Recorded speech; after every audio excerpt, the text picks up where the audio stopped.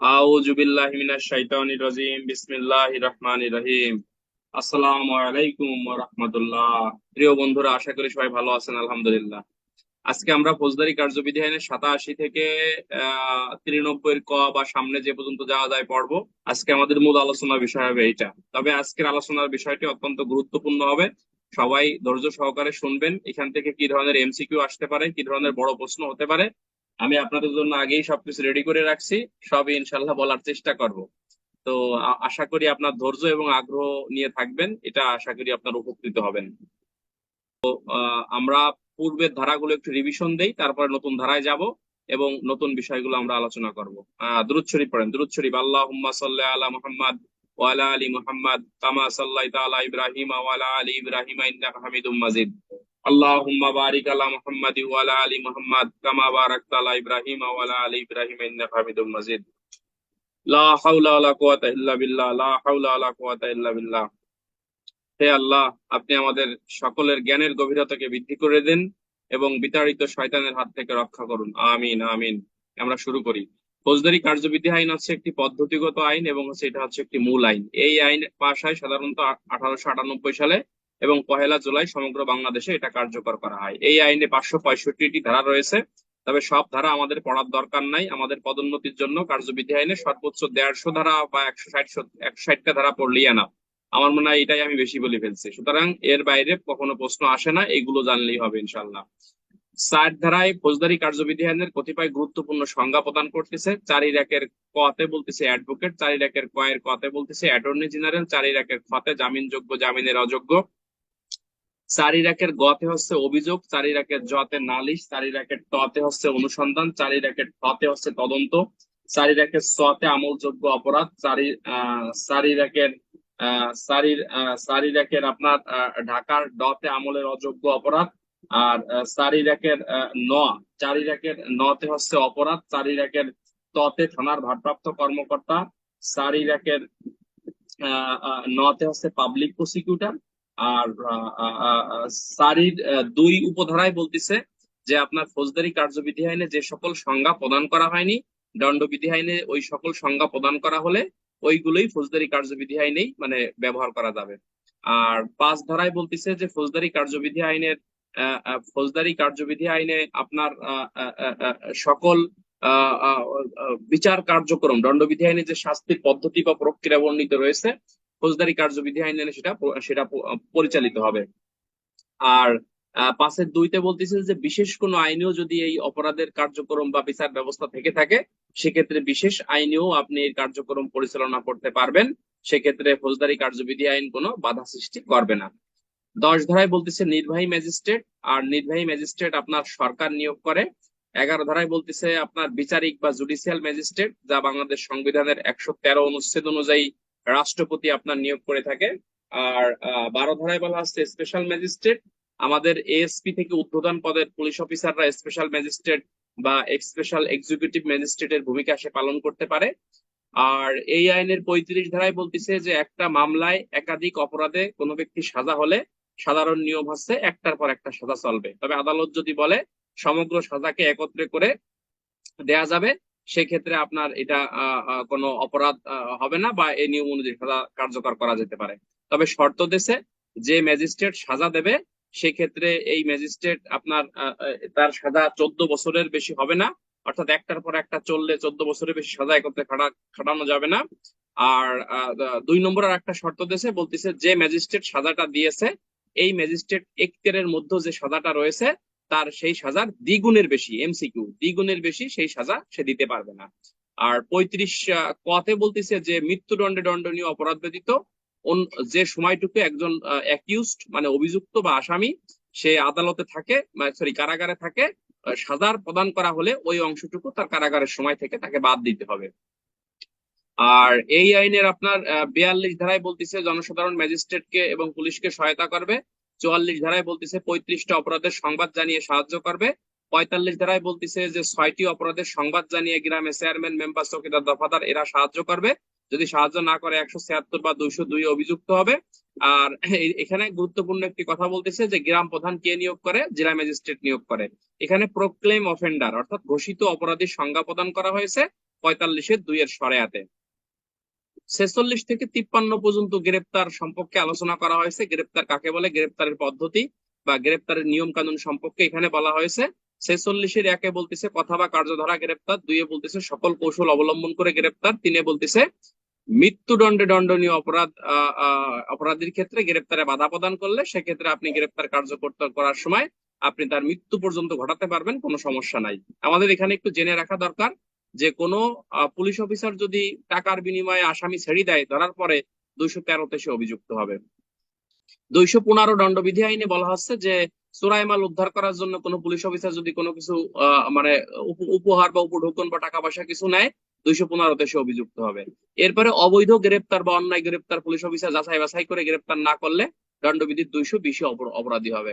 যাকে গ্রেপ্তার করার কথা তাকে যদি পুলিশ অফিসার গ্রেপ্তার না করে, সেক্ষেত্রে আপনার বলা হচ্ছে যে আপনার এই কি বলে ওটা 221-এ অপরাধ। আর 223-এ হচ্ছে ওয়ারেন্টভুক্ত আসামিকে গ্রেপ্তার না করলে 222-এ অপরাধ। যাকে গ্রেপ্তার করছেন, এই গ্রেপ্তারকৃত আসামি আপনার দায়িত্ব কর্তব্য অবহেলার কারণে আপনার যদি চলে যায়, সেই ক্ষেত্রে দণ্ডবিধি আইনের বলা হচ্ছে, সেই ক্ষেত্রে দণ্ডবিধি আইনের আপনাকে বলা হচ্ছে যে আপনার কি বলে যে এই সেই ক্ষেত্রে দণ্ডবিধি আইনের বলা হচ্ছে যে আপনি ভুলে গেলাম, বলা হচ্ছে যে আপনার 223-এ অপরাধ।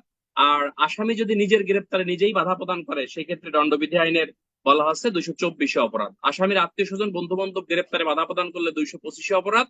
তবে সামগ্রিকভাবে আমরা বলতে পারি সরকারি কর্মচারীর কাজে বাধা প্রদান করা এবং গ্রেপ্তারে যদি সহায়তা জনসাধারণ না করে 186 এবং দণ্ডবিধি 187-তে ওই সকল ব্যক্তিদের অভিযুক্ত করা যেতে পারে। আপনারা কি মনোযোগী আছেন? আমরা জাস্ট একটু রিভিশন দিচ্ছি ভাই, একটু রিভিশন দিচ্ছি।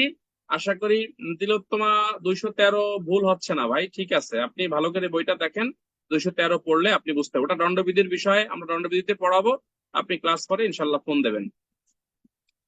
এরপরে এরপরে আমরা সরাসরি চলে যাবো 47-এ বাড়ির মালিকের অনুমতি নিয়ে গ্রেপ্তার। 48-এ মালিক অনুমতি না দিলে দরজা জানালা ভাঙিয়ে ভিতরে প্রবেশ করবেন। 49-এ আপনি দরজা জানালা ভাঙিয়ে আপনি বেরিয়ে আসতে পারবেন।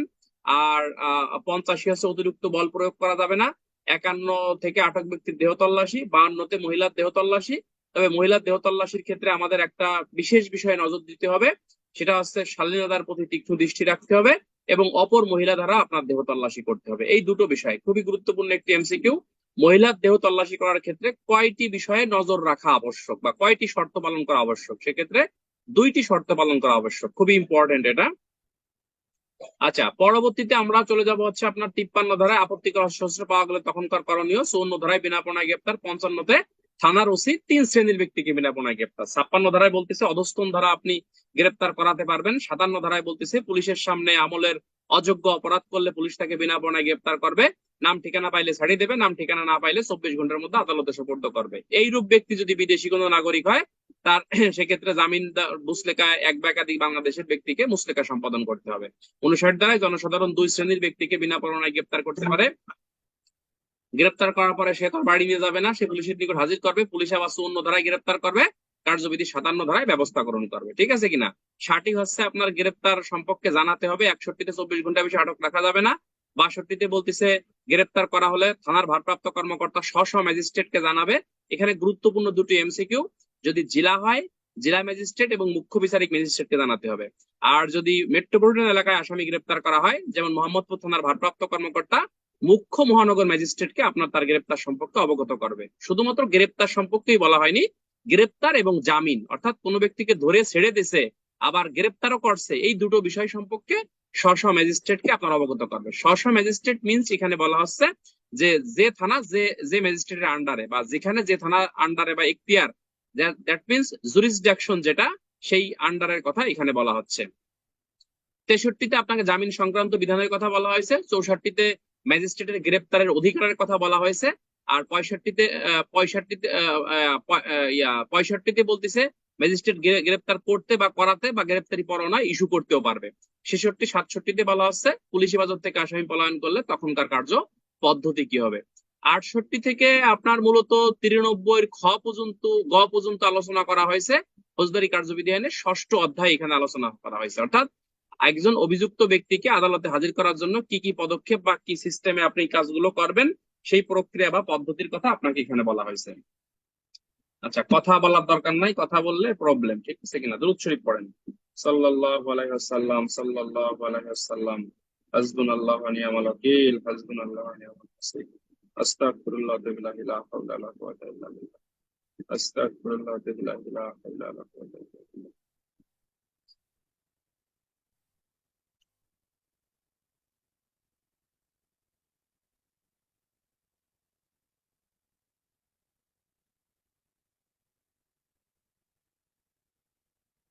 আচ্ছা, আউযু বিল্লাহি মিনাশ শাইতানির রাজিম, বিসমিল্লাহির রহমানির রহিম। তাহলে আপনার এই 68 দ্বারা আপনার সমন সম্পর্কে আলোচনা করা হয়েছে। 68 থেকে 74 পর্যন্ত সমন সম্পর্ক সংক্রান্তে বিভিন্ন বিধিবিধান। 68-তে সমনের সংজ্ঞা, 69-এ ব্যক্তিগতভাবে সমন জারির পদ্ধতি, 70 ধারায় বলতেছে আপনার সাবালক পুরুষের নিকট সমনের কপি পৌঁছে দিয়ে সমন জারি। 71 ধারায় বলতেছে লটকিয়ে সাক্ষীদের উপস্থিতিতে সমন জারি। 72 ধারায় বলতেছে সরকারি কর্মচারীর উপর সমন জারির পদ্ধতি। আর 73 ধারায় বলতেছে এখতিয়ারের বাইরে আপনি কিভাবে সমন জারি করবেন। 74 ধারায় বলতেছে সমন জারি প্রমাণ। 75 ধারায় বলতেছে গ্রেপ্তারি পরোয়ানা। 76 ধারায় জামিনযোগ্য পরোয়ানা। 77 ধারায় বলতেছে এক বা একাধিক পুলিশ অফিসার এই পরোয়ানা তামিল করতে পারবে, কোনো সমস্যা নাই। আর 78 ধারায় বলতেছে জমির মালিক কিভাবে গ্রেপ্তারি পরোয়ানা তামিল করবে। 79 ধারায় বলতেছে অধস্তন কর্মচারী দ্বারা গ্রেপ্তারি পরোয়ানা কিভাবে তামিল করা যাবে।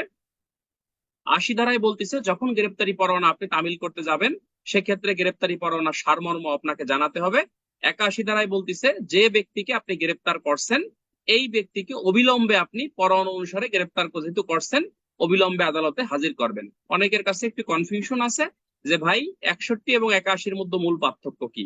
61 ধারা মূলত হচ্ছে যে ফৌজদারি কার্যবিধি আইনের বিনা পরোয়ানায় যখন আসামিকে গ্রেপ্তার করবেন, সেক্ষেত্রে 24 ঘন্টা আপনি সময় পাবেন, এই 24 ঘন্টার মধ্যে আদালতে সোপর্দ করতে হবে। আর 81 ধারায় যখন পরোয়ানা অনুসারে কোন আসামিকে গ্রেপ্তার করবেন, সেই ক্ষেত্রে বলা হচ্ছে অবিলম্বে আসামিকে আপনাকে আদালতে হাজির করতে হবে। এখানে 24 ঘন্টা 40 ঘন্টা কোনো টাইম দেয় নাই। অবিলম্বে বলতে বোঝাচ্ছে তাৎক্ষণিক, ধরার সাথে সাথেই আপনি তাকে নিয়ে যাবেন, এটাই হচ্ছে আইনের বিধান, ঠিক আছে কিনা? আর 82 ধারায় বলা হচ্ছে বাংলাদেশের বাহিরে আপনি বাংলাদেশের ভিতরে যে কোনো জায়গায় আপনি গ্রেপ্তারি পরোয়ানা তামিল করতে পারবেন। আর 83, 84, 85, 86 এই ধারাগুলো আমি আবার একটু আজকে বলতে চাই, এখান থেকে আমাদের 5 মার্কের প্রশ্ন আসতে পারে। 83 ধারায় হচ্ছে, একটা জিনিস মনে রাখবেন, ফৌজদারি কার্যবিধি আইনের 73 ধারায় যেরকম এখতিয়ারের বাহিরে আপনি আহ সমন প্রেরণ করতে পারেন বা সমন জারি করতে পারেন বা তামিল করতে পারেন, ঠিক তেমনি 73-এর সাথে 83-র মিল রয়েছে। অর্থাৎ আসামি যে এলাকায় বসবাস করে, ওই যে এলাকায় ঘটনা ঘটছে, কিন্তু এখন আসামি বসবাস করতেছে অন্য এলাকায়, অর্থাৎ এখতিয়ারের বাইরে বসবাস করতেছে, তাহলে আসামি যে এলাকায় বসবাস করতেছে, যে ম্যাজিস্ট্রেটের এখতিয়ারে বসবাস করতেছে, সেই নির্বাহী ম্যাজিস্ট্রেট বা সেই পুলিশ সুপার, জেলা হলে অথবা মেট্রোপলিটন এলাকা হলে সেই পুলিশ কমিশনার মহোদয়ের নিকট আপনি এই গ্রেপ্তারি পরোয়ানাটি পাঠাবেন। এবং এই গ্রেপ্তারি পরোয়ানাটি সেই নির্বাহী ম্যাজিস্ট্রেট, সেই পুলিশ সুপার বা সেই পুলিশ কমিশনার মহোদয় লিখিতভাবে এর প্রাপ্তি স্বীকার করবেন এবং তথায় গ্রেপ্তারি পরোয়ানা যেভাবে জারি করার কথা বা তামিল করার কথা, সেইভাবেই তিনি তামিল করবেন। এটা হচ্ছে 83 ধারা। 84 ধারায় বলতেছে যে এখতিয়ারের বাহিরে পুলিশ অফিসার কিভাবে গ্রেপ্তারি পরোয়ানা তামিল করবে। মনে করেন আপনার আসামি, আপনি হলেন মোহাম্মদপুর থানার একটি গ্রেপ্তারি পরোয়ানা, আপনি তামিল করতে যাবেন হচ্ছে কোথায়, চট্টগ্রাম জেলায় আপনি যাবেন। তাহলে চট্টগ্রাম জেলায় গেলে আপনাকে বলা হচ্ছে ওই পুলিশ অফিসার একজন ইন্সপেক্টর পদমর্যাদার নিম্নে নহে এমন একজন পুলিশ অফিসারের কাছে রিপোর্ট করবে। থানার ওসির কাছে রিপোর্ট করতে পারে, পুলিশ সুপারের কাছে রিপোর্ট করতে পারে, মেট্রোপলিটন এলাকায় হলে পুলিশ কমিশনারের কাছে রিপোর্ট করতে পারে। এক কথায় আসামি যে এলাকায় আছে, ওই এলাকার একজন ইন্সপেক্টরের নিম্নে নয় এমন পুলিশ অফিসারের কাছে রিপোর্ট করা, যে স্যার আমি অমক থানা থেকে আসছি, এই আমার পরোয়ানা, আমি আমার থানার এই আসামি আপনার এলাকায় বসবাস করতেছে, আমি তাকে ধরার জন্য আসছি। তখন লোকাল পুলিশ দ্বারা ওই থানার ওসি বা সিনিয়র পুলিশ অফিসার যারা ওখানে আছেন, তারা আপনাকে সহায়তা করবে। এটা হচ্ছে 84-দের একে বলতেছে। আর দ্বিতীয় অপশন এসে বলতেছে দরকার নাই, আপনার পুলিশ অফিসারের অনুমতি নেওয়ার কোনো দরকার নাই। আপনি যদি মনে করেন যে ওই থানার সহায়তা নিতে গেলে, ওসির কাছে রিপোর্ট করতে গেলে, পুলিশ সুপারের কাছে রিপোর্ট করতে গেলে আসামি গেছাং যাবেগা, পলাই যাবেগা, ধরার সম্ভাবনা নাই, মানে পলাতক হতে পারে, আত্মগোপন করতে পারে, আপনি সরাসরি যাই তাকে অ্যারেস্ট করবেন। করার পরে আপনি পরবর্তীতে ওই ইন্সপেক্টর পদমর্যাদার নিম্নে নয় এমন পুলিশ অফিসারের কাছে যে আপনি রিপোর্ট করবেন। এই কথা বলা হচ্ছে 84-তে। 85-তে আপনাদেরকে গতকাল এগুলো পড়াইছি, জাস্ট রিভিশন দিচ্ছি আমি। 85-তে বলতেছে এই যে যে আপনি এখতিয়ারের বাইরে যাই আসামি গ্রেপ্তার করলেন, এটা যদি 20 মাইলের বাহিরে হয়, কথা কি বুঝছেন? এই যে এখতিয়ারের বাইরে পুলিশ দিয়ে গ্রেপ্তার করলো, এটা যদি 20 মাইলের বাহিরে হয়, তাহলে ওই আসামিকে ওই ম্যাজিস্ট্রেটের বা ওই আদালতের, যে আদালত কাছে হবে ওই আদালতে আপনাকে হাজির করতে হবে। ওই আদালত 76 ধারার বিধান প্রতিপালন করবে, এটাকে বলা হচ্ছে 85 ধারা। কথা কি বুঝছেন আপনারা? আমরা এখানে না বোঝার মতো কোনো কথা বলি নাই, আমি একেবারে সহজ, গতকাল এগুলো পড়াইছি, এই জন্য আমি এইসব কথা বলে সময় নষ্ট করব না। 86 ধারায় বলতেছে যে এই এখতিয়ারের বাইরে আসামি গ্রেপ্তার করে যখন একটা আদালতে আপনি আসামিকে উপস্থাপন করলেন, এই আদালত আপনার যদি দেখে যে এটা তার কাজ না, সেক্ষেত্রে ওই আদালত, যে আদালত থেকে পরোয়ানা ইস্যু করছিল, ওই আদালতে আসামিকে নিয়ে যাওয়ার কথা বলবে। পুলিশকে বলবে যে ভাই আপনি আমার আদালতে হাজির করছেন, ভালো কথা, আপনি নিয়ম পালন করছেন বা আইন কানুন মেনটেন্স করছেন, ভালো কথা, এটা তো আমার কাজ না, আপনি যে আদালত থেকে পরোয়ানা ইস্যু করছে আপনি ওইখানে তাকে নিয়ে যান। এটা বলছে 1 নম্বরে। নিচে এসে বলতেছে না, অপরাধটি যদি আপনার জামিনযোগ্য হয় সেক্ষেত্রে ওই ম্যাজিস্ট্রেট আপনার অপরাধকে শর্ত সাপেক্ষে আপনার মুসলেকা মানে ওই 76 ধারার বিধান প্রতিপালন করে জামিনে আপনার মুক্তি দিতে পারবে, এবং মুসলেকাটি এবং পরোয়ানাটি ওই আদালতে আপনার পাঠাই দেবে। কোন আদালত থেকে? যে আদালতের ক্ষমতা বলে আপনার পরোয়ানা ইস্যু করা হয়েছিল। তারপরে এসে আবার বলতেছে যদি ওই আদালত, কোন আদালত? যে আদালতে আসামিকে হাজির করা হয়েছে, ওই আদালত যদি দেখে যে না, আমার থানা এলাকা থেকে কোনো আসামিকে আমি গ্রেপ্তার করে নিয়ে যেতে দেব না, এর সম্পর্কে আরো তদন্ত দরকার, আরো অনুসন্ধান দরকার, সেক্ষেত্রে ওই আদালত কার্যবিধি আইনে 497 ধারার বিধান প্রতিপালন করে আপনার অন্তর্বর্তীকালীন জামিন দিতে পারে, এবং এই বিষয়টি যে আদালত থেকে পরোয়ানা ইস্যু করা হয়েছিল ওই আদালতকে বিষয়টা আপনার অবগত করবে। ঠিক আছে কিনা? এই হলো আপনার 86 ধারা পর্যন্ত ছিল। আর আজকে আমরা 87 ধারা থেকে আবার পড়া শুরু করব, সামনের দিকে আমরা যাব। একটু দুরূদ শরীফ পড়েন। দুরূদ শরীফ। আল্লাহুম্মা সাল্লি আলা মুহাম্মাদ ওয়া আলা আলি মুহাম্মাদ কামা সাল্লাইতা আলা ইব্রাহিমা ওয়া আলা আলি ইব্রাহিমা ইন্নাকা হামিদুম মাজিদ। আল্লাহুম্মা বারিক আলা মুহাম্মাদ ওয়া আলা আলি মুহাম্মাদ কামা বারাকতা আলা ইব্রাহিমা ওয়া আলা আলি ইব্রাহিম ইন্নাকা হামিদুম মাজিদ। সাল্লাল্লাহু আলাইহি ওয়াসাল্লাম, সাল্লাল্লাহু আলাইহি ওয়াসাল্লাম। প্রিয় বন্ধুরা, আশা করি সবাই ভালো আছেন, আলহামদুলিল্লাহ। কি ভালো আছেন তো ভাই সবাই? হ্যাঁ, ভালো। হ্যাঁ, ভালো আছেন?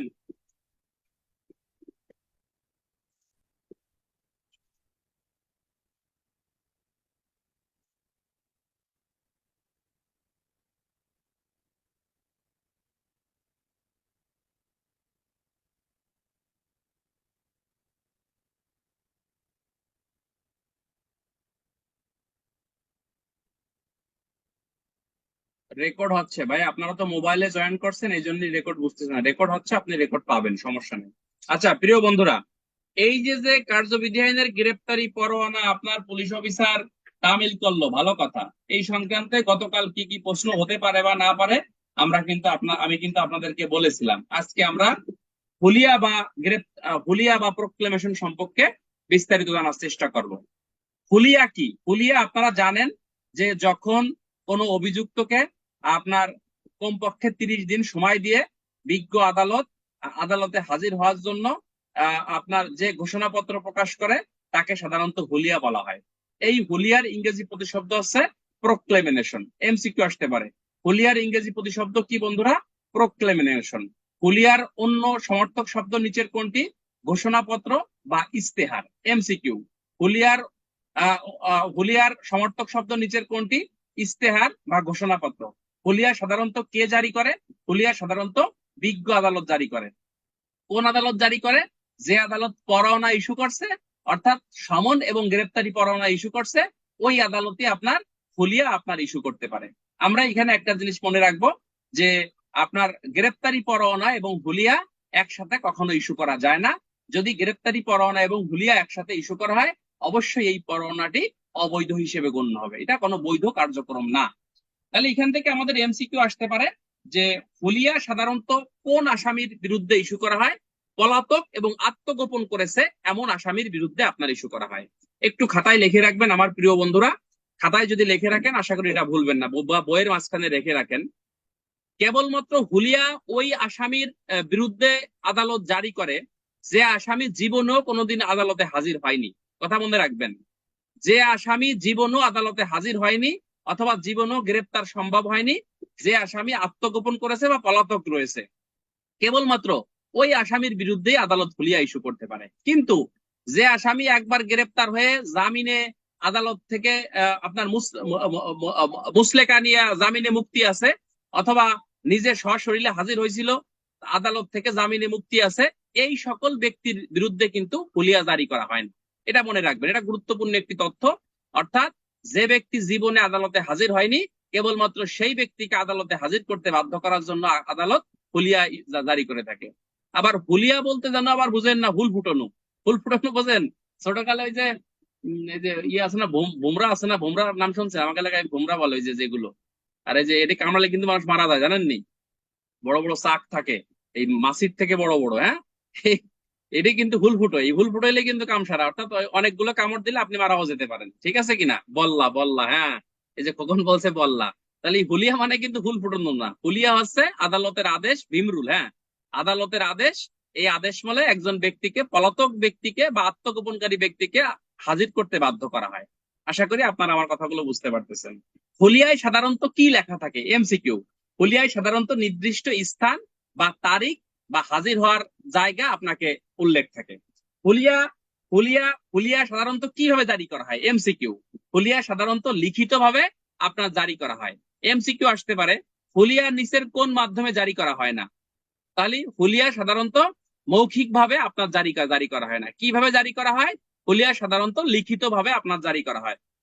এখান থেকে এমসিকিউ আসতে পারে, হুলিয়া সাধারণত সংশ্লিষ্ট পিআরবি নিচের কোনটি, বা পুলিশ রেগুলেশন নিচের কোনটি? তাহলে হুলিয়ার সংশ্লিষ্ট পিআরবি হচ্ছে পিআরবি 472। পিআরবি 472-এ হুলিয়ার প্রকার ভেদের কথা বলা হয়েছে। বলা হচ্ছে হুলিয়া সাধারণত 3 কপিতে ইস্যু করা হয়। হুলিয়ার প্রথম কপি কোথায় থাকে? বিজ্ঞ আদালতে থাকে। দ্বিতীয় কপি কোথায় থাকে? এমসিকিউ, থানায় থাকে। হুলিয়ার তৃতীয় কপি কোথায় থাকে? যে ব্যক্তির বিরুদ্ধে জারি করা হয়েছে ওই ব্যক্তির গ্রামের উদ্দেশ্যে এটা পাঠানো হয়। আমাদেরকে এখানে আরো এমসিকিউ মনে রাখতে হবে, হুলিয়ার আদালতে যে কপি টানানো হয়, এটা টানানোর দায়িত্ব কার? এটা এই হুলিয়ার তৃতীয় কপি টানানোর দায়িত্ব হচ্ছে আদালতের কর্মচারীর দায়িত্ব, এটা কিন্তু পুলিশের দায়িত্ব না।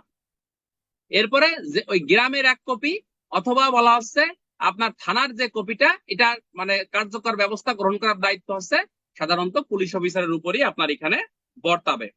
তো যে সকল আসামির বিরুদ্ধে হুলিয়া জারি করা হয়েছে, এই সকল ব্যক্তিদের সম্পর্কে কাকে রিপোর্ট করতে হবে? এমসিকিউ, পুলিশ সুপারকে রিপোর্ট করতে হবে। এই রিপোর্টটা কে করবে? এমসিকিউ, কোর্ট ইন্সপেক্টর করবে। এখান থেকে আরো যে এমসিকিউ এখান থেকে আসতে পারে, সেটা হচ্ছে আপনার, যদি হুলিয়া আপনার ইশতেহার জারি করতে যদি কোনো আদালত সম্মত হয়, সেই ক্ষেত্রে আপনার যে ব্যক্তি হুলিয়া জারির জন্য আবেদন করছে, এই ব্যক্তি ওই পলাতক ব্যক্তির স্থাবর এবং অস্থাবর উভয় প্রকারের সম্পত্তি ক্রয় করার জন্য কিন্তু আপনার আবেদন করতে পারে এবং আদালত এটা গ্রহণ করতে পারে। আমরা এখানে একটা জিনিস তথ্য মনে রাখবো, যে আদালত আপনার হুলিয়া জারি করছে ওই আদালতই কিন্তু আপনার করকি পরোয়ানা ইস্যু করবে। অন্য কোনো আদালত কিন্তু আপনার করকি পরোয়ানা ইস্যু করতে পারবে না। আপনারা কি অ্যাটেনশন আছেন ভাই? দুরূদ শরীফ পড়েন তো দেখি। সাল্লাল্লাহু আলাইহি ওয়াসাল্লাম, সাল্লাল্লাহু আলাইহি ওয়াসাল্লাম, সাল্লাল্লাহু আলাইহি ওয়াসাল্লাম। অমনোযোগী হবেন না। আমি মনে করি আমাদের ক্লাসে যদি রেগুলার থাকেন, আপনার কোনো বিষয় মানে ঘাপলা বাঁধবে না ইনশাল্লাহ। সর্বনিম্ন 15 বার আমরা এই বছরে আমরা এইগুলো রিভিশন দেবো। প্রত্যেকটা আইন তুতা পাখির মতো মুখস্থ হয়ে যাবে ইনশাল্লাহ আপনাদের। এবং আমরা আপনাদের জন্য সুখবর সুখবর সুখবর, আজকের রাত থেকে আমি বাড়ির কাজ দেওয়া শুরু করব। এটা ইনশাল্লাহ আগামী বছর শেষ পর্যন্ত চলবে, ঠিক আছে কিনা? রেগুলার যে বাড়ির কাজগুলো দেব, সেই বাড়ির কাজগুলো আপনারা লিখে আমার ব্যক্তিগত হোয়াটসঅ্যাপে পাঠাবেন। দ্যাট মিনস আমার ওই যে 01712374382 এই নাম্বারে হোয়াটসঅ্যাপে পাঠাবেন। খাতাগুলো আমি দেখবো এবং ওইটাকে আবার আমি কম্পিউটারে নোট করে আপনাদেরকে দেবো যে এইটাকে এইভাবে লিখতে হয়। দয়া করে আপনারা লিখবেন, লিখে খাতা ভরতে হবে, ঠিক আছে কিনা? পরীক্ষার হলে কিন্তু জিজ্ঞেস করবে না যে রিয়াজউদ্দিন রাহাত আপনি বলেন যে এই ধারায় কি আছে, এরকম কি বলবে? এরকম কিন্তু বলবে না। আপনাকে ওইখানে লিখে পার পাইতে হবে। সুতরাং আমরা আজকের রাত থেকে আমরা কি করব? প্রশ্ন দেওয়া শুরু করব, কন্টিনিউ লিখবেন। এবং একদিন পর একদিন যেহেতু আমাদের ক্লাস, সেক্ষেত্রে আমরা সপ্তাহে 4 দিন ক্লাস নিচ্ছি। প্রতিদিনের বাড়ির কাজ প্রতিদিন সবাই কমপ্লিট করবেন, পাশাপাশি এটাকে আমি কম্পিউটারে আবার নোট করে দেবো, ঠিক আছে? তাহলে আমরা কতগুলো কাজ একসাথে করতেছি। আমরা সূচির নোট করতেছি, এমসিকিউ নোট করতেছি, আবার রিটেন পরীক্ষার জন্য আমরা প্রস্তুতি আজকের থেকে শুরু হয়ে যাচ্ছে। সুতরাং আমাদের কঠোর কঠোর পরিশ্রম মনোবল নিয়ে আমরা সামনের দিকে এগোবো এবং ধৈর্য সহকারে প্রত্যেকেই লেগে থাকবেন ইনশাল্লাহ, এটা আমার দৃঢ় বিশ্বাস। আচ্ছা আচ্ছা, গেল গা। তাহলে এই সম্পত্তি যখন ক্রয় করা হবে, তখন এই সম্পত্তি, কোন সম্পত্তি ক্রয় করার জন্য আবেদন করা হয় ভাই? এই সাধারণত স্থাবর বা অস্থাবর উভয় প্রকার সম্পত্তি ক্রয় করার জন্য কিন্তু আপনার আবেদন করা হবে। এই হলো ক্রয় প্রণালী সংশ্লিষ্ট বিধান। এখান থেকে আমাদের আর একটা এমসিকিউ এখান থেকে আসতে পারে যে আপনার হুলিয়া জারির ক্ষেত্রে পুলিশ অফিসার কার্যবিধির কত ধারার বিধান প্রতিপালন করবে? এখান থেকে এমসিকিউ আসতে পারে। হুলিয়া জারির ক্ষেত্রে কার্যবিধি আইনে 87 ধারার বিধান আপনাকে প্রতিপালন করতে হবে। আপনার এখান থেকে আর একটা এমসিকিউ আমাদের পদোন্নতি পরীক্ষা আসতে পারে যে আপনার সম্পত্তি আটকের জন্য পুলিশ অফিসার সাধারণত কাকে অনুরোধ করবে? আপনার ম্যাজিস্ট্রেটকে অনুরোধ করবে, পুলিশ সুপারকে অনুরোধ করবে, ওসি কে অনুরোধ করবে? কোনটি না। সঠিক অ্যান্সার হচ্ছে কি আপনার, যে আপনার এই কাকে অনুরোধ করবে ভাই? এটা অনুরোধ করবে হচ্ছে আপনার ম্যাজিস্ট্রেটকে আপনার অনুরোধ করবে। তাহলে হুলিয়া সংক্রান্তে এই ধরনের প্রশ্নই আসতে পারে, এছাড়া কিন্তু আর কোনো প্রশ্ন আসতে পারে বলে আমার মনে হয় না। এখান থেকে আরো যে প্রশ্ন আমাদেরকে আসতে পারে যে হুলিয়া জারির পদ্ধতি কি? তাহলে হুলিয়া জারির পদ্ধতি হচ্ছে তিনটি। একটা হচ্ছে যে ব্যক্তি যে স্থানে বসবাস করে ওই স্থানে প্রকাশ্যভাবে পাঠ করতে হবে, লটকায় দিতে হবে, আদালত ভবনে এক কপি লটকায় দিতে হবে।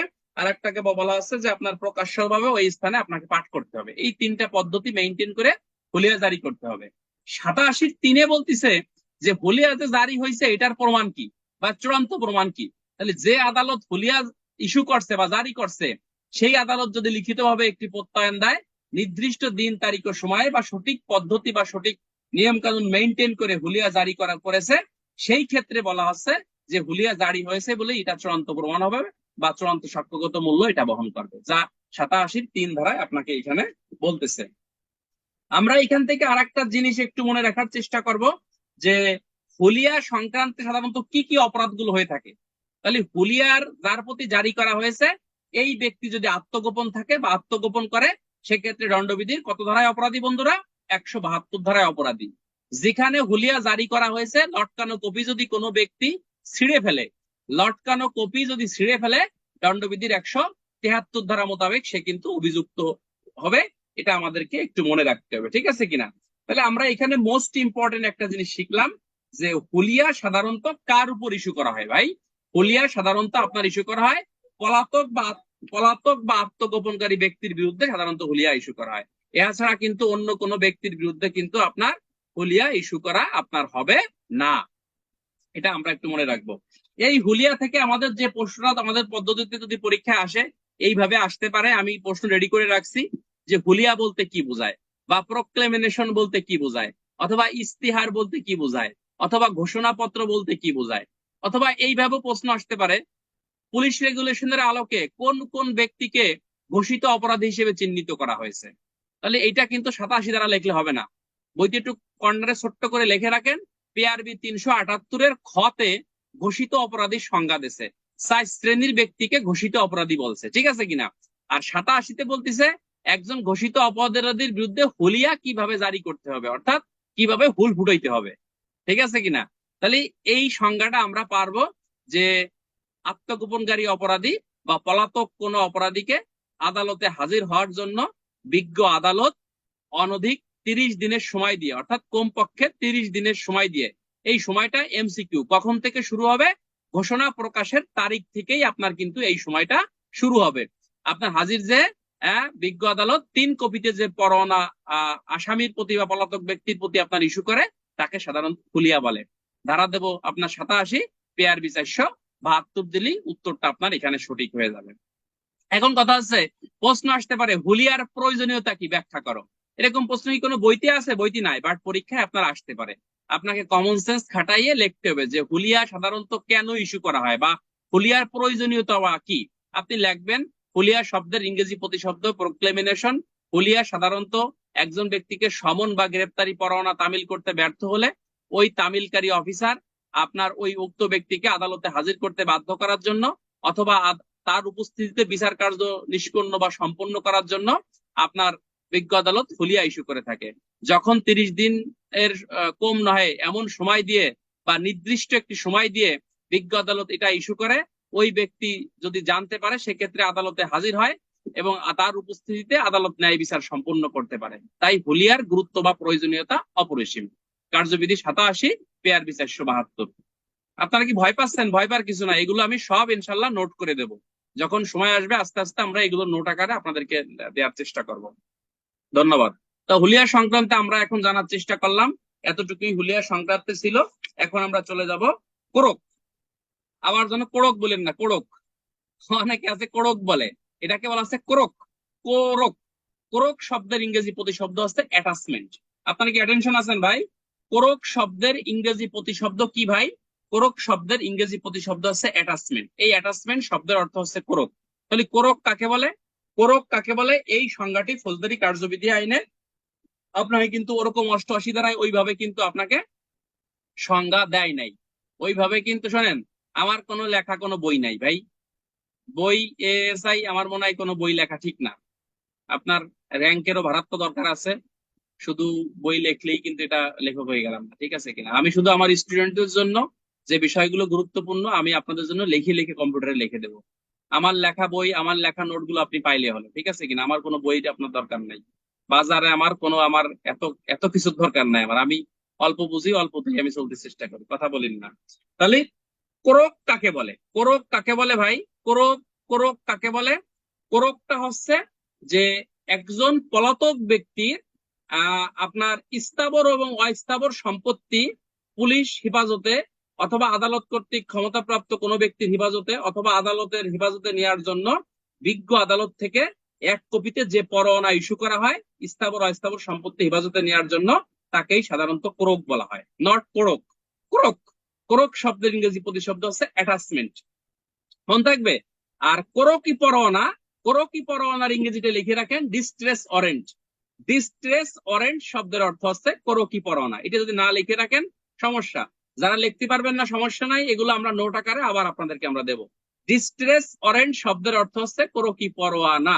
এবছর এমসিকিউ কিন্তু আসছিল। ডিস্ট্রেস, ডিআইএস টিআরইএসএস, ডিস্ট্রেস ওয়ারেন্ট শব্দের অর্থ হচ্ছে আপনার কোরকি পরোয়ানা। তাহলে কোরকি পরোয়ানা কাকে বলে? ওইটাকেই মানে সংজ্ঞাকেই কিন্তু পরোয়ানা আপনি সংজ্ঞা বানাই ফেলতে পারেন। কিরকম? আপনি লিখবেন যে অ্যাটাচমেন্ট শব্দের অর্থ হচ্ছে কোরক, আর ডিস্ট্রেস ওয়ারেন্ট শব্দের অর্থ কোরকি পরোয়ানা। আইনের ভাষায় আমরা বলতে পারি কোন পলাতক ব্যক্তি বা আত্মগোপনকারী ব্যক্তির স্থাবর এবং অস্থাবর সম্পত্তি হেফাজতে নেওয়ার জন্য বিজ্ঞ আদালত এক কপিতে যে পরোয়ানা ইস্যু করে তাকে সাধারণত কোরকি পরোয়ানা বলে। কি চমৎকার সংজ্ঞা না ভাই? এ কি আপনার মুখস্থ করে কোনো গাইড মুখস্থ করার দরকার আছে? কোনো বই মুখস্থ করার দরকার আছে? আপনি পারলে অটোমেটিক সুন্দর করে এগুলো লিখতে পারবেন বলে আমার বিশ্বাস, এবং এজন্য আপনাকে ধৈর্য সহকারে ইনশাল্লাহ ক্লাসগুলো করতে হবে। তাহলে আমরা এখান থেকে কি কি এমসিকিউ পেলাম? কোরকি পরোয়ানার ইংরেজি জানলাম, কোরকের ইংরেজি জানলাম। এরপরে আমরা জানলাম যে কোরকি পরোয়ানা আপনার কে ইস্যু করে? যে আদালত হুলিয়া ইস্যু করছে ওই আদালতে আপনার কোরকি পরোয়ানা ইস্যু করবে। অন্য কোনো আদালত কিন্তু আপনার কোরকি পরোয়ানা ইস্যু করার ক্ষমতা কিন্তু আপনার নাই। এটা কিন্তু আমরা এখানে জানার চেষ্টা করব। এখানে আমাদের আর একটা বিষয় জানতে হবে যে কোরকি পরোয়ানা সাধারণত কোন সম্পত্তি দখলে নেওয়ার জন্য ইস্যু করা হয়। এখানে আমরা মনে রাখবো স্থাবর এবং অস্থাবর, ঠিক আছে কিনা? উভয় প্রকারের সম্পত্তি। এখানে ঋণকৃত সম্পত্তি হতে পারে বা সরকারকে আপনার রাজস্ব দেয় এমন সম্পত্তিও হতে পারে। অর্থাৎ এই সকল সম্পত্তি কোরকে পরোয়ানা মূলে আপনি একজন ক্ষমতাপ্রাপ্ত ব্যক্তি আদালতের নির্দেশ মোতাবেক হেফাজতে আপনার নিতে পারে। এখান থেকে আমাদের যে বিষয়টা আমাদের জানা দরকার সেটা হচ্ছে আপনার এই কোরকি পরোয়ানা মূলে সাধারণত এই সম্পত্তি কোথায় করা যাবে, কোরক করা যাবে কোথায় ভাই? কোরকি পরোয়ানা মূলে সম্পত্তি সাধারণত হেফাজতে নেওয়া যাবে জেলার ভিতরে বা জেলার বাহিরে, যে কোনো জায়গায়। অর্থাৎ ওই আসামির সম্পত্তি তার নিজ স্থানীয় এলাকায়ও থাকতে পারে, আবার যদি তার নিজ স্থানীয় এলাকার বাহিরেও থাকতে পারে। সব জায়গায় আপনি তার সম্পত্তি কোরক করতে পারবেন। কিরকম? মনে করেন আমি আসামি, আমার দেশের বাড়ি গোপালগঞ্জ, আমার এলাকার আমার সম্পত্তি কোরক করতে পারবে। আমি যদি ঢাকায় কোনো কিছু করি তাহলে ঢাকার সম্পত্তিও বিজ্ঞ আদালত কিন্তু কোরক করতে পারবে, ঠিক আছে কিনা? এই সংক্রান্তে কোরকি পরোয়ানার এই কথাগুলো এখানে বলতেছে। তবে আমাদেরকে এখানে একটা জিনিস মনে রাখতে হবে, যদি এখতিয়ারের বাহিরে কোরক করতে হয় কোনো সম্পত্তি, সেক্ষেত্রে ওই সম্পত্তি যে ম্যাজিস্ট্রেটের আন্ডারে, অর্থাৎ বলা হচ্ছে একজন জেলা ম্যাজিস্ট্রেট। আপনাদের একটু মনে রাখতে হবে, এখানে মূল বইতে বলতেছে জেলা কালেক্টরের মাধ্যমে এটা মানে আমলে নিতে হবে বা ক্রোক করতে হবে। যিনি জেলা ম্যাজিস্ট্রেট তিনি একজন জেলা কালেক্টর, লিখে রাখেন, যিনি জেলা ম্যাজিস্ট্রেট তিনি একজন জেলা কালেক্টর। অর্থাৎ আপনারা জানেন, যিনি একজন জেলা ম্যাজিস্ট্রেট যখন তিনি বিচারিক ভূমিকায় থাকেন তখন তাকে জেলা ম্যাজিস্ট্রেট বলা হয়। যিনি একজন জেলা ম্যাজিস্ট্রেট যখন একটা জেলার আইন শৃঙ্খলা দায়িত্বে থাকেন সেক্ষেত্রে তখন তাকে জেলা প্রশাসক বলা হয়। একজন জেলা প্রশাসক যখন দেওয়ানি কার্যবিধির আপনার জমি জমা সংক্রান্তে কোনো আপোষ নিষ্পত্তি করেন বা কোনো মীমাংসা করেন তখন তাকে জেলা কালেক্টর বলা হয়। আপনি কি বুঝতে পারতেছেন আমার কথা ভাই? এই যে ইউজার, কি নাম আপনার? প্রত্যেকে নাম লিখবেন। এই যে 1 2 3 4 লিখে রাখছেন, তাহলে আপনার নাম আমি কি বলে ডাকবো? চোখের সামনে যারা আছেন প্রত্যেকে নাম লিখবেন। নাম লিখলে নাম বলে ডাকলে ভালো লাগে, যে এই সোহান ভাই, ঠিক না? এরকম ডাকা যায়। নাম লিখবেন। এই যে একজন লেখছেন ইউজার, একজন লেখছে 1 2 3 4, তাহলে আপনার নাম আছে না? নাম লিখবেন, তা নাম লিখলে সুন্দর হয়। ঠিক আছে? তাহলে আমরা কি শিখলাম? একজন জেলা ম্যাজিস্ট্রেট যখন তিনি বিচারিক ভূমিকায় থাকবে একটা জেলায় তখন তাকে জেলা ম্যাজিস্ট্রেট বলে। ওই একই ব্যক্তি যখন একটা জেলার আইন শৃঙ্খলা রক্ষার দায়িত্বে থাকবে তখন তাকে জেলা প্রশাসক বলে। ওই একই ব্যক্তি যখন ওই জেলার জমি জমা সংক্রান্তে কোনো বিষয়ে নিষ্পত্তি করবে বা একটা ব্যবস্থা গ্রহণ করবে সেই ক্ষেত্রে তখন তাকে জেলা কালেক্টর বলা হয়। তাহলে আমরা এখান থেকে একটা জিনিস শিখলাম যে অন্য জেলায় যখন ওই ব্যক্তির সম্পত্তি আপনার ক্রোক করা হবে তখন জেলা কালেক্টরের মাধ্যমে করতে হবে। তার মানে জেলা প্রশাসকের মাধ্যমে অথবা জেলা ম্যাজিস্ট্রেটের মাধ্যমে অথবা জেলা কালেক্টরের মাধ্যমে, একই কথা। যেহেতু জমি জমা সংক্রান্ত বিষয় অথবা সম্পত্তি সংশ্লিষ্ট বিষয়ের কথা বলছে, এই জন্য আমাদের কার্যবিধি আইনের যে ভাষ্য বা মূল বইটি এখানে লেখছে জেলা কালেক্টর। তাহলে জেলা কালেক্টরও যে ব্যক্তি, জেলা প্রশাসকও আপনার একই ব্যক্তি, জেলা ম্যাজিস্ট্রেটও আপনার একই ব্যক্তি, তবে দায়িত্বের ক্ষেত্রে আপনার ভিন্ন ভিন্ন আপনার নাম হতে পারে। কথা কি বুঝছেন আপনারা ভাই? ক্লাসে কি মনোযোগী আছেন? মনোযোগী আছেন? অমনোযোগী হবেন না প্লিজ। এখন আমরা জানবো যে এই যে যে আপনি সম্পত্তি, অর্থাৎ এই সম্পত্তিটা আপনি কিভাবে আপনি ক্রোক করবেন। তাহলে এই সম্পত্তিটা সাধারণত দুই ভাবে ক্রোক করা যায়। একটা হচ্ছে অস্থাবর সম্পত্তি ক্রোক এবং আবার আরেকটা হচ্ছে স্থাবর সম্পত্তি ক্রোক। তাহলে আপনি অস্থাবর সম্পত্তি আপনি কিভাবে ক্রোক করবেন? অস্থাবর সম্পত্তি ক্রোকের কথা বলা হচ্ছে 88(3) ধারায়। এখানে শুধুমাত্র অস্থাবর সম্পত্তি না, ঋণকৃত সম্পত্তি, ঋণ। তাহলে যে সম্পত্তি আপনার আপনার কাছে ঋণ আছে, এই ঋণকৃত সম্পত্তি ক্রোকের বিধানও কিন্তু 88(3) আপনাকে বলা হচ্ছে। এই কটা পয়েন্ট আপনার মুখস্থ রাখতে হবে। অর্থাৎ অস্থাবর সম্পত্তি আটক করে, রিসিভার নিয়োগ করে, লিখিত আদেশ দ্বারা হস্তান্তর নিষেধ করে অথবা আদালতের ইচ্ছা অনুযায়ী যে কোনো ব্যবস্থা গ্রহণ করে। এই 4টা পয়েন্ট আপনাকে মনে রাখতে হবে। আপনি মনে না রাখলে কিন্তু অ্যান্সার করতে পারবেন না। তাহলে এমসিকিউ আসতে পারে, অস্থাবর সম্পত্তি ক্রোক করা যায় কয়টি পদ্ধতিতে? এমসিকিউ বন্ধুরা, এই কয়টি পদ্ধতিতে? 4টি পদ্ধতিতে আপনাকে এমসিকিউ এখানে আসতে পারে। আর আরেকটা এমসিকিউ গুরুত্বপূর্ণ, অস্থাবর সম্পত্তি আটক করা, অস্থাবর সম্পত্তি ক্রোকের বিধান নিচের কোনটি? আটক করে, দখল করে, তারপরে হচ্ছে আপনার ক খ উভয় কোনটি না। তাহলে অস্থাবর সম্পত্তি অবশ্যই আপনাকে আটক করে করতে হবে। এবং স্থাবর সম্পত্তির ক্ষেত্রে এখানে মূল যে পার্থক্যটা সেটা হচ্ছে স্থাবর সম্পত্তি অবশ্যই দখল করে আপনাকে ক্রোক করতে হবে। কথা কি বুঝছেন? 88(4) স্থাবর সম্পত্তির কথা। তাহলে স্থাবর এবং অস্থাবর সম্পত্তি যে পয়েন্টগুলো এখানে দেওয়া হয়েছে সেম একই পয়েন্ট, শুধু অস্থাবর ক্ষেত্রে দখল, আটক, এবং স্থাবরের ক্ষেত্রে আপনার দখলের কথা এখানে বলা হয়েছে। এখানে রিসিভারের কথা বলা হয়েছে। রিসিভার, এই রিসিভার কে হতে পারে? এই রিসিভার একজন পুলিশ অফিসার হতে পারে, সমাজের গণ্যমান্য ব্যক্তি হতে পারে। যে ভাই এই ব্যক্তির সম্পত্তি, মনে করেন ক নামক একজন হত্যা মামলার আসামি সম্পত্তি আদালত ক্রোক করছে, তাহলে তার 5তলা একটা বিল্ডিং আছে মনে করেন ধানমন্ডিতে, তাহলে এই বিল্ডিং কে আদালত মাথায় করে নিয়ে আদালতে নিয়ে যাবে? পুলিশ কি নিয়ে যাবে? নিয়ে যাবে না।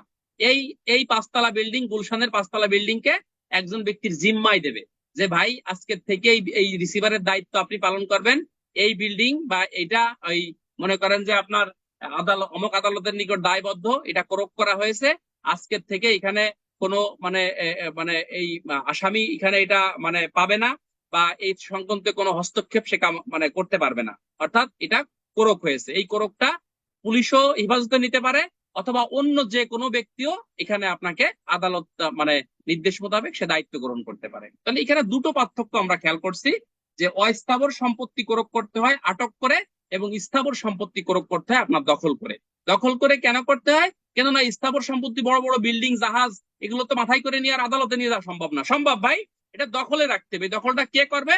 পুলিশ অফিসারও করতে পারে, অথবা ক্ষমতাপ্রাপ্ত অন্য যে কোনো ব্যক্তিকে নির্দেশ দেয়। এখানে একটা এমসিকিউ আসতে পারে যে এই যে রিসিভার, এই রিসিভার কোন আইন অনুযায়ী সে ক্ষমতা পালন করবে? এমসিকিউ, এই যে রিসিভার, তিনি 1948 সালের দেওয়ানি কার্যবিধির প্রথম তফসিলের 40 আদেশ অনুসারে তিনি তার দায়িত্ব কর্তব্য তিনি এখানে পালন করবেন। দুরূদ শরীফ পড়েন, সাল্লাল্লাহু আলাইহি ওয়াসাল্লাম, সাল্লাল্লাহু আলাইহি ওয়াসাল্লাম। তাহলে এই ধরনের এমসিকিউ আসলে আশা করি আমরা এখানে পারবো।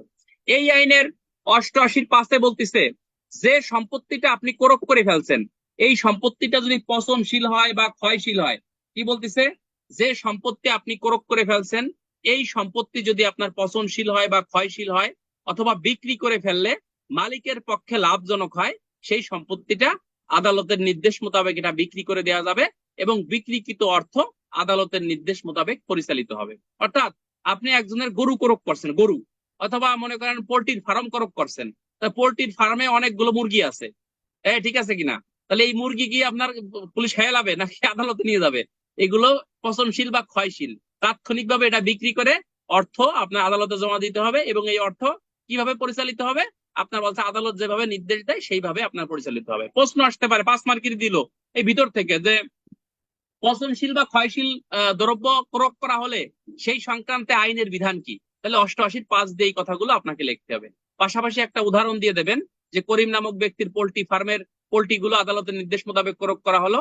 পোল্ট্রি মুরগি যেহেতু পচনশীল বা ক্ষয়শীল বা মৃত্যু হতে পারে, সেই ক্ষেত্রে তাৎক্ষণিকভাবে এটা বিক্রি করে দেওয়া যাবে, বিক্রিকৃত অর্থ সরকারি কোষাগারে জমা হবে। এরকম একটা সুন্দর একটা উদাহরণ দিয়ে দিলে দেখবেন 5-5, 88 চলে গেল। আমরা এখন পড়বো 88 ক। 88 কথা বলতেছে যে, এই অ্যাটেনশন প্লিজ বন্ধুরা, অন্য মনোযোগী হবেন না, আপনারা না পড়লে বুঝতে পারবেন না। বলা হচ্ছে যে যে ব্যক্তি সম্পত্তি ক্রয় করা হয়েছে, এই ক্রয়ের সাথে সাথে তালে তালে আপনি আরেক নিরপরাধ ব্যক্তি সম্পত্তি ক্রয় করে ফেলছেন। কিরকম? মনে করেন এই মনে করেন যে আপনার আহ, কি কি উদাহরণ দেব? মনে করেন আমার একটা মনে করেন যে বাইসাইকেল আছে, এই বাইসাইকেলটা মনে করেন ধার করে মনে করেন কে চালাচ্ছে? এই যে আমার ব্যাটসম্যান মনে করেন যে আরিফ চালাচ্ছে। তাহলে আরিফের সম্পত্তি সরকার ক্রয় করে ফেলাইছে, সাথে সাথে এই আমার সম্পত্তিও মনে করেন যে এই যে বাইসাইকেল সে চালাতো, আমারটা ধার করে চালাতো, বা আমার একটা মোটরসাইকেল বা আমার একটা বাস বা প্রাইভেট কার সে চালায়। আমাদের সমাজে এরকম আছে না যে বড় লোক বন্ধু, তার দুটো প্রাইভেট কার আছে, একটা আর এক বন্ধুর সে চালাচ্ছে, এরকম আছে না?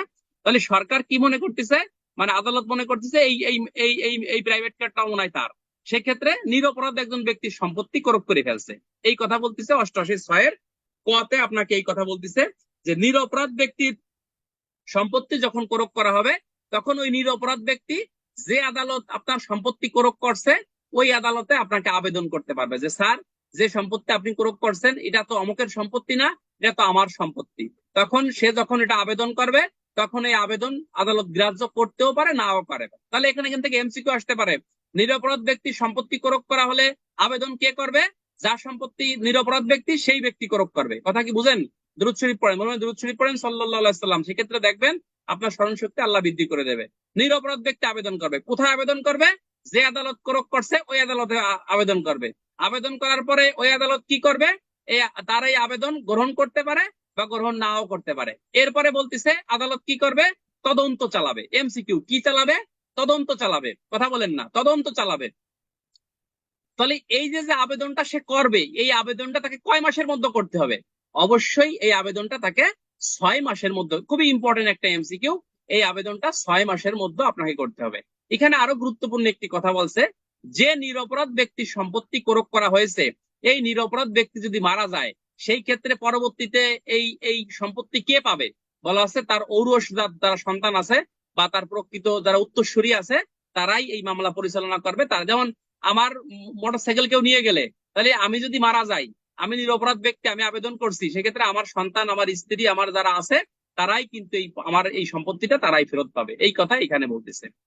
পরে এসে বলতেছে যে আপনার 88 ঘতে এইখানে এসে বলতেছে যে এই যে আদালতে আপনি আবেদন করছেন, এই আদালতে আপনি যদি কি না পান, আপনার পক্ষে যদি রায় না আসে যে না, যে সম্পত্তি ক্রয় করছে সেটা আসামিরই সম্পত্তি, এটা আপনার সম্পত্তি না, আপনি এর বিরুদ্ধে আপনার আপিল করতে পারবেন। যে আদালতে আপিল করার কথা, এই আদালতে আপনি আপিল করতে পারবেন 1 বছরের মধ্যে। অর্থাৎ হাইকোর্টে আপিল, এই ভাষ্যতে লেখা আছে হাইকোর্টে আপনি আপিল করতে পারবেন, ব্র্যাকেটে লিখে রাখেন কার্যবিধি আইনের 405 ধারা, ব্র্যাকেটে লিখে রাখেন কার্যবিধি আইনের 405 ধারা। অর্থাৎ মনে করেন এই যে আমার সামনে মেহেদী হাসান সিএমপি আছে, সে আমার সম্পত্তি, মনে করেন আমি নিরপরাধ ব্যক্তি, আমারটা ক্রোক করছে, মেহেদির কাছে আবেদন করলাম যে স্যার আমি তো নিরপরাধ ব্যক্তি, আমার সম্পত্তি আপনি অমুকের সম্পত্তির সাথে আবেদন ক্রোক করে নিয়ে গেছেন, আমারটা ফেরত দেন। মেহেদি তদন্ত করে দেখলো না এই সম্পত্তি ঠিক আছে, এটা আমার সম্পত্তি না, তাহলে আমি যে আমার সম্পত্তি পালাম না, সেই ক্ষেত্রে উচ্চ আদালতে আমি কি করতে পারবো? আপিল করতে পারবো। উচ্চ আদালত বলতে কোনটি কি বুঝাচ্ছে? হাইকোর্টকে বুঝাচ্ছে। কার্যবিধির কত ধারার বিধান প্রতিপালন করে? কার্যবিধির 405 ধারার বিধান প্রতিপালন করে আবেদন করতে পারবো। এই আবেদনটা কত মাসের মধ্যে করতে হবে? এমসিকিউ 1 বছরের মধ্যে আমাকে এটা করতে হবে, এবং এই আদালত থেকে যে রায় হবে এটাই কিন্তু চূড়ান্ত রায় হিসেবে আপনার গণ্য হবে। তাহলে দেখেন, সুন্দর একটি 5 মার্কের প্রশ্ন ভিতর থেকে উপধারা থেকে আসতে পারে যে ফৌজদারি কার্যবিধি আইন অনুসারে নিরপরাধ ব্যক্তি সম্পত্তি ক্রোক করা হলে তার নিষ্পত্তির চূড়ান্ত বিধান কি? লিখো। তাহলে এই প্রশ্ন যদি পরীক্ষায় আসে কয়জন স্টুডেন্ট পারবে বলেন তো দেখি ভাই? এই প্রশ্ন পরীক্ষায় আসলে বেশিরভাগ স্টুডেন্টই আপনার কিন্তু পারবে না। সুতরাং আমরা এখান থেকে এই ভিতরের এই অংশটুকু লিখে দিলেই আপনার কিন্তু অ্যান্সার আপনারা ইনশাল্লাহ পারবেন। তাহলে এখান থেকে কি এমসিকিউ আসতে পারে ভাই? নিরপরাধ ব্যক্তির সম্পত্তি ক্রোক করা হলে কয় মাসের মধ্যে আবেদন করতে হবে? 6 মাসের মধ্যে আবেদন করতে হবে। কোন আদালতে? যে আদালত সম্পত্তি ক্রোক করছে ওই আদালতে। অ্যাটেনশন আছেন ভাই? এরপরে যদি আপনার আবেদন সে যদি মঞ্জুর না করে, সেই ক্ষেত্রে কয় মাসের মধ্যে উচ্চ আদালতে আপিল করতে হবে? 12 মাসের মধ্যে। দ্যাট মিনস 1 বছরের মধ্যে। কোন আদালত? হাইকোর্টে। কার্যবিধির কত ধারার বিধান প্রতিপালন করে? কার্যবিধি আইনের আপনার কত? 405 ধারার বিধান প্রতিপালন করে আপনাকে এটা করতে হবে। আশা করি আমার কথা মনে হয় এখানে বুঝতেছেন। 6 উমো, এই উমো জিনিসটা অত্যন্ত গুরুত্বপূর্ণ একটি ধারা। এখানে বলা হচ্ছে ঘোষণাধীন ব্যক্তি যদি ঘোষণায় উল্লেখিত সময়ের মধ্যে হাজির হয়, তাহলে আদালত আদেশ দ্বারা সংশ্লিষ্ট সম্পত্তি ক্রোক হইতে মুক্ত করে দেবে। চমৎকার একটি কথা, বাট অনেক স্টুডেন্ট এই ধারাটা আপনারা পড়েন না, বাট এটা গুরুত্বপূর্ণ। এই যে 87 ধারায় আমরা পড়ে আসছিলাম যে আদালত, এই কথা বলেন না ভাই, আদালত একই সাথে হুলিয়া এবং ক্রোকি পরোয়ানা ইস্যু করতে পারে। কি করতে পারে? হুলিয়া এবং ক্রোকি পরোয়ানা ইস্যু করতে পারে। তাহলে হুলিয়া এবং ক্রোকি পরোয়ানা ইস্যু করছে, তাহলে এই নির্দিষ্ট সময় অর্থাৎ 30 দিনের কম নয়, একটা নির্দিষ্ট সময় আদালত তার ইচ্ছা মতো দিয়ে যখন বিজ্ঞ আদালতে আপনার হুলিয়া ইস্যু করবে, তখন ওই নির্দিষ্ট সময়ের মধ্যে যদি ওই ব্যক্তি হাজির হয়, তাহলে যে ব্যক্তির বিরুদ্ধে ক্রোকি পরোয়ানা ইস্যু করছিল, আদালত একটি আদেশের মাধ্যমে ওই ক্রোকি পরোয়ানা স্থগিত করে দেবে বা বাতিল করে দেবে। তার তো আর দরকার নাই, কিন্তু না ক্রোক করার দরকার আছে, যেহেতু সেই ব্যক্তি হাজির হয়ে গেছে, তার সম্পত্তি আর কিন্তু ক্রোক করার দরকার নাই। ঠিক আছে? অর্থাৎ আপনি হুলিয়া জারি করতে পারেননি, আপনি সম্পত্তি ক্রোক করতে গেছেন, ক্রোক করার সময় আপনি আপনারে পাই গেছে বা আপনি ঘটনাস্থলে উপস্থিত হয়ে গেছেন, সেই ক্ষেত্রে বলা হচ্ছে যে, প্লিজ কেউ কমেন্ট করেন না ভাই, সেই ক্ষেত্রে বলা হচ্ছে আদালত আদেশ দ্বারা, এমসিকিউ কি দ্বারা? আদেশ দ্বারা এই সম্পত্তি ক্রোকের এই বিষয়টি আপনার কি করতে পারবে ভাই? এটা আপনার বাদ দিয়ে দেবে যে আপনার ক্রোকের দরকার নেই, আপনারে পাই গেছে, আপনি থানায়, আপনি আদালতে চলেন, আমার কাজ হয়ে গেছে। কি ঠিক কিনা ভাই? এটা বলা হচ্ছে 88 কততে? উমতে বলা হচ্ছে। কথা বলেন না প্লিজ। 88 6 উমতে এই কথা বলতেছে। 88 7 বলতেছে যে ঘোষণাধীন ব্যক্তি যদি উল্লেখিত সময়ের মধ্যে হাজির না হয়, তাহলে ক্রোককৃত সম্পত্তি সরকারের এখতিয়ারের দিন চলে যাবে। উল্লেখিত সময়ের মধ্যে বলতে কি বোঝাচ্ছে? ওই যে 87 ধারায় আমরা পড়ে আসছি যে 30 দিনের কম নয়, এই সময়ের মধ্যে সে যদি হাজির না হয়, তখন তার তার স্থাবর এবং অস্থাবর সম্পত্তি কি করা যাবে? ক্রোক করা যাবে। তাহলে ওই উল্লেখিত সময়ের মধ্যে সে যদি হাজির না হয়, তাহলে তার স্থাবর এবং অস্থাবর যে সম্পত্তি আছে সেটা সরকারের অধীনে আপনার চলে যাবে এবং সরকার সেটা ক্রোক করতে পারবে। এবং এই ক্রোক করার পরে যদি কোনো ব্যক্তি আপনার 6 মাসের মধ্যে, সরকার এই সম্পত্তি বিক্রি করতে পারবেন না। মনে করেন আমার ব্যাটসম্যান আরিফের সম্পত্তি আদালত ক্রোক করে ফেলছে, এখন ক্রোক করার সাথে সাথেই কি আপনার এই সম্পত্তি বিক্রি করে ফেলানো যাবে? বিক্রি করে ফেলানো যাবে না। সময় কতদিন? 6 মাসের মধ্যে বিক্রি করা যাবে না। হ্যাঁ, এখানে আরো একটা কথা বলছে, এই যে 88 6 কতে যে আমরা পড়ে আসছি যে নিরপরাধ ব্যক্তির সম্পত্তি ক্রোক করা হলে, অর্থাৎ 88 সাথে এসে বলতেছে কোন নিরপরাধ ব্যক্তি যদি কোনো সম্পত্তি দাবি করে যে এই সম্পত্তি আমার, যতক্ষণ না পর্যন্ত এটা নিষ্পত্তি না হবে, ততক্ষণ পর্যন্ত কিন্তু আপনি এই সম্পত্তি সরকার বিক্রি করতে পারবে না, যা 88 7 উপধারায় আপনাকে এখানে বলতেছে। আমরা কি এখান থেকে এমসিকিউ গুলো বুঝতে পারবো ভাই? একটা সম্পত্তি ক্রয় করা হলে কত মাসের মধ্যে বিক্রি করা যাবে না? এমসিকিউ, 6 মাসের মধ্যে বিক্রি করা যাবে না। নিরপরাধ ব্যক্তি সম্পত্তির দাবি করলে কত মাসের মধ্যে বিক্রি করা যাবে না? যতক্ষণ না পর্যন্ত উহার চূড়ান্ত নিষ্পত্তি না হয় ততক্ষণ না পর্যন্ত আপনি কিন্তু তার এটা বিক্রি করতে পারবেন না। তাহলে আশা করতেছি আপনারা এই প্রশ্নগুলো যেভাবে আসুক আপনারা পারবেন ইনশাল্লাহ। আসসালামু আলাইকুম।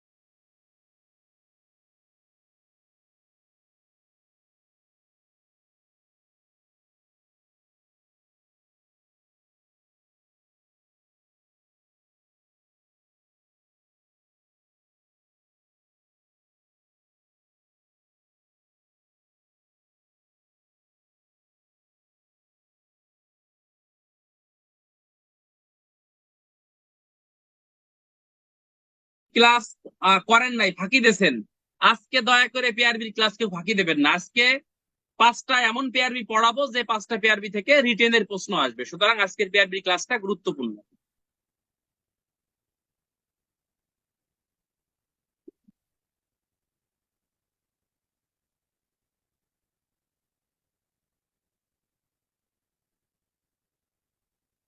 ক্লাসে ঢুকতে কি কারো কোনো অসুবিধা হয়? ইনশাল্লাহ ভাই, আমার তো মনে হয় ক্লাসে ঢুকতে কোনো অসুবিধা হয় না, পানির মতো চকচক না? হ্যাঁ, কোনো অসুবিধা আছে বলে আমার মনে হয় না। 89 ধারায় আমরা চলে আসি। করকৃত সম্পত্তি প্রত্যার্পণ, অর্থাৎ যে সম্পত্তি অলরেডি করক করা হয়ে গেছে এই সম্পত্তি কিভাবে আপনি প্রত্যার্পণ করবেন, তার আইনানুগ পদ্ধতি বা আইনানুগ বিধানটা কি? অর্থাৎ এই যে বিল্লাল হোসেন সিএমপি এর সম্পত্তিটা করক করা হয়ে গেছে, এই সম্পত্তির মালিক যদি আদালতে হাজির হয় এবং আদালতকে বোঝাতে সক্ষম হয় যে সে হুলিয়া পায়নি, সে আত্মগোপন করেনি, অথবা সে পলাতক, এখানে সে ছিল না, আদালত যদি তার যুক্তিতে সন্তুষ্ট হয় সেক্ষেত্রে যে সম্পত্তি করক করা হয়েছিল সেই সম্পত্তি ওই ব্যক্তিকে ফেরত দিয়ে দেবে। কয় বছরের মধ্যে হাজির হলে? 2 বছরের মধ্যে হাজির হলে। এখানে বছর উল্লেখ না করে আপনাকে মাস দিল, 24 মাস, 22 মাস, 23 মাস, 30 মাস, তাহলে এখানে 24 মাসের কথা আমাদেরকে মনে রাখতে হবে। তবে এখানে আদালতকে যুক্তিসঙ্গত ভাবে বোঝানোর দায়িত্ব কার উপর বর্তায়? ওই আসামির উপর বর্তাবে যে আসলেই কেসি পলাতক ছিল না বা হুলিয়া পায়নি। মনে করেন এই যে যে কি মিল্লাত হোসেন সিএমপি, সে মনে করেন ডাক্তার দেখানোর জন্য মনে করেন ইন্ডিয়া গেছে গা, তাহলে তার সম্পত্তি এদিকে করক হয়ে গেছে। তাহলে আদালতকে যদি বুঝাতে সক্ষম হয় যে স্যার আমি তো হুলিয়া পাইনি, আমি তো চিকিৎসার জন্য ইন্ডিয়া গেছিলাম, এই যে আমার দেখেন চিকিৎসার কাগজপত্র, আমি তো জানি না, আপনি তো আমার সম্পত্তি সব দখল করে নিয়ে গেছেন, আদালত যদি সন্তুষ্ট হয়, তার কথা যদি যুক্তিসঙ্গত মনে হয়, সেই ক্ষেত্রে মিল্লাত হোসেন সিএমপি মানে টাকা পয়সা মানে যা যা করক করছিল আদালত সবকিছু ফেরত দিয়ে দেবে। তবে এটা বোঝানোর দায়িত্ব এমসিকিউ কার উপর বর্তাবে? ওই মিল্লাত হোসেনের উপর বর্তাবে। এখন কথা হচ্ছে যে ভাই এই যে যে সম্পত্তিটা করক করা হয়েছে, আদালত ওই যে আমরা 88 6 ধারায় আমরা 7 ধারায় আমরা পড়ে আইছি আগেই যে 6 মাস পরে বিক্রি করে দেওয়া যাবে, ঠিক আছে কিনা? তাহলে সম্পত্তি যদি বিক্রি করে ফেলায় সেই ক্ষেত্রে এই টাকাটা সরকারি কোষাগারে আছে না, তাহলে এই টাকাটাও মিল্লাত হোসেনকে ফেরত দিয়ে দেওয়া যাবে, ঠিক আছে কিনা? ফেরত দিয়ে দেওয়া যাবে।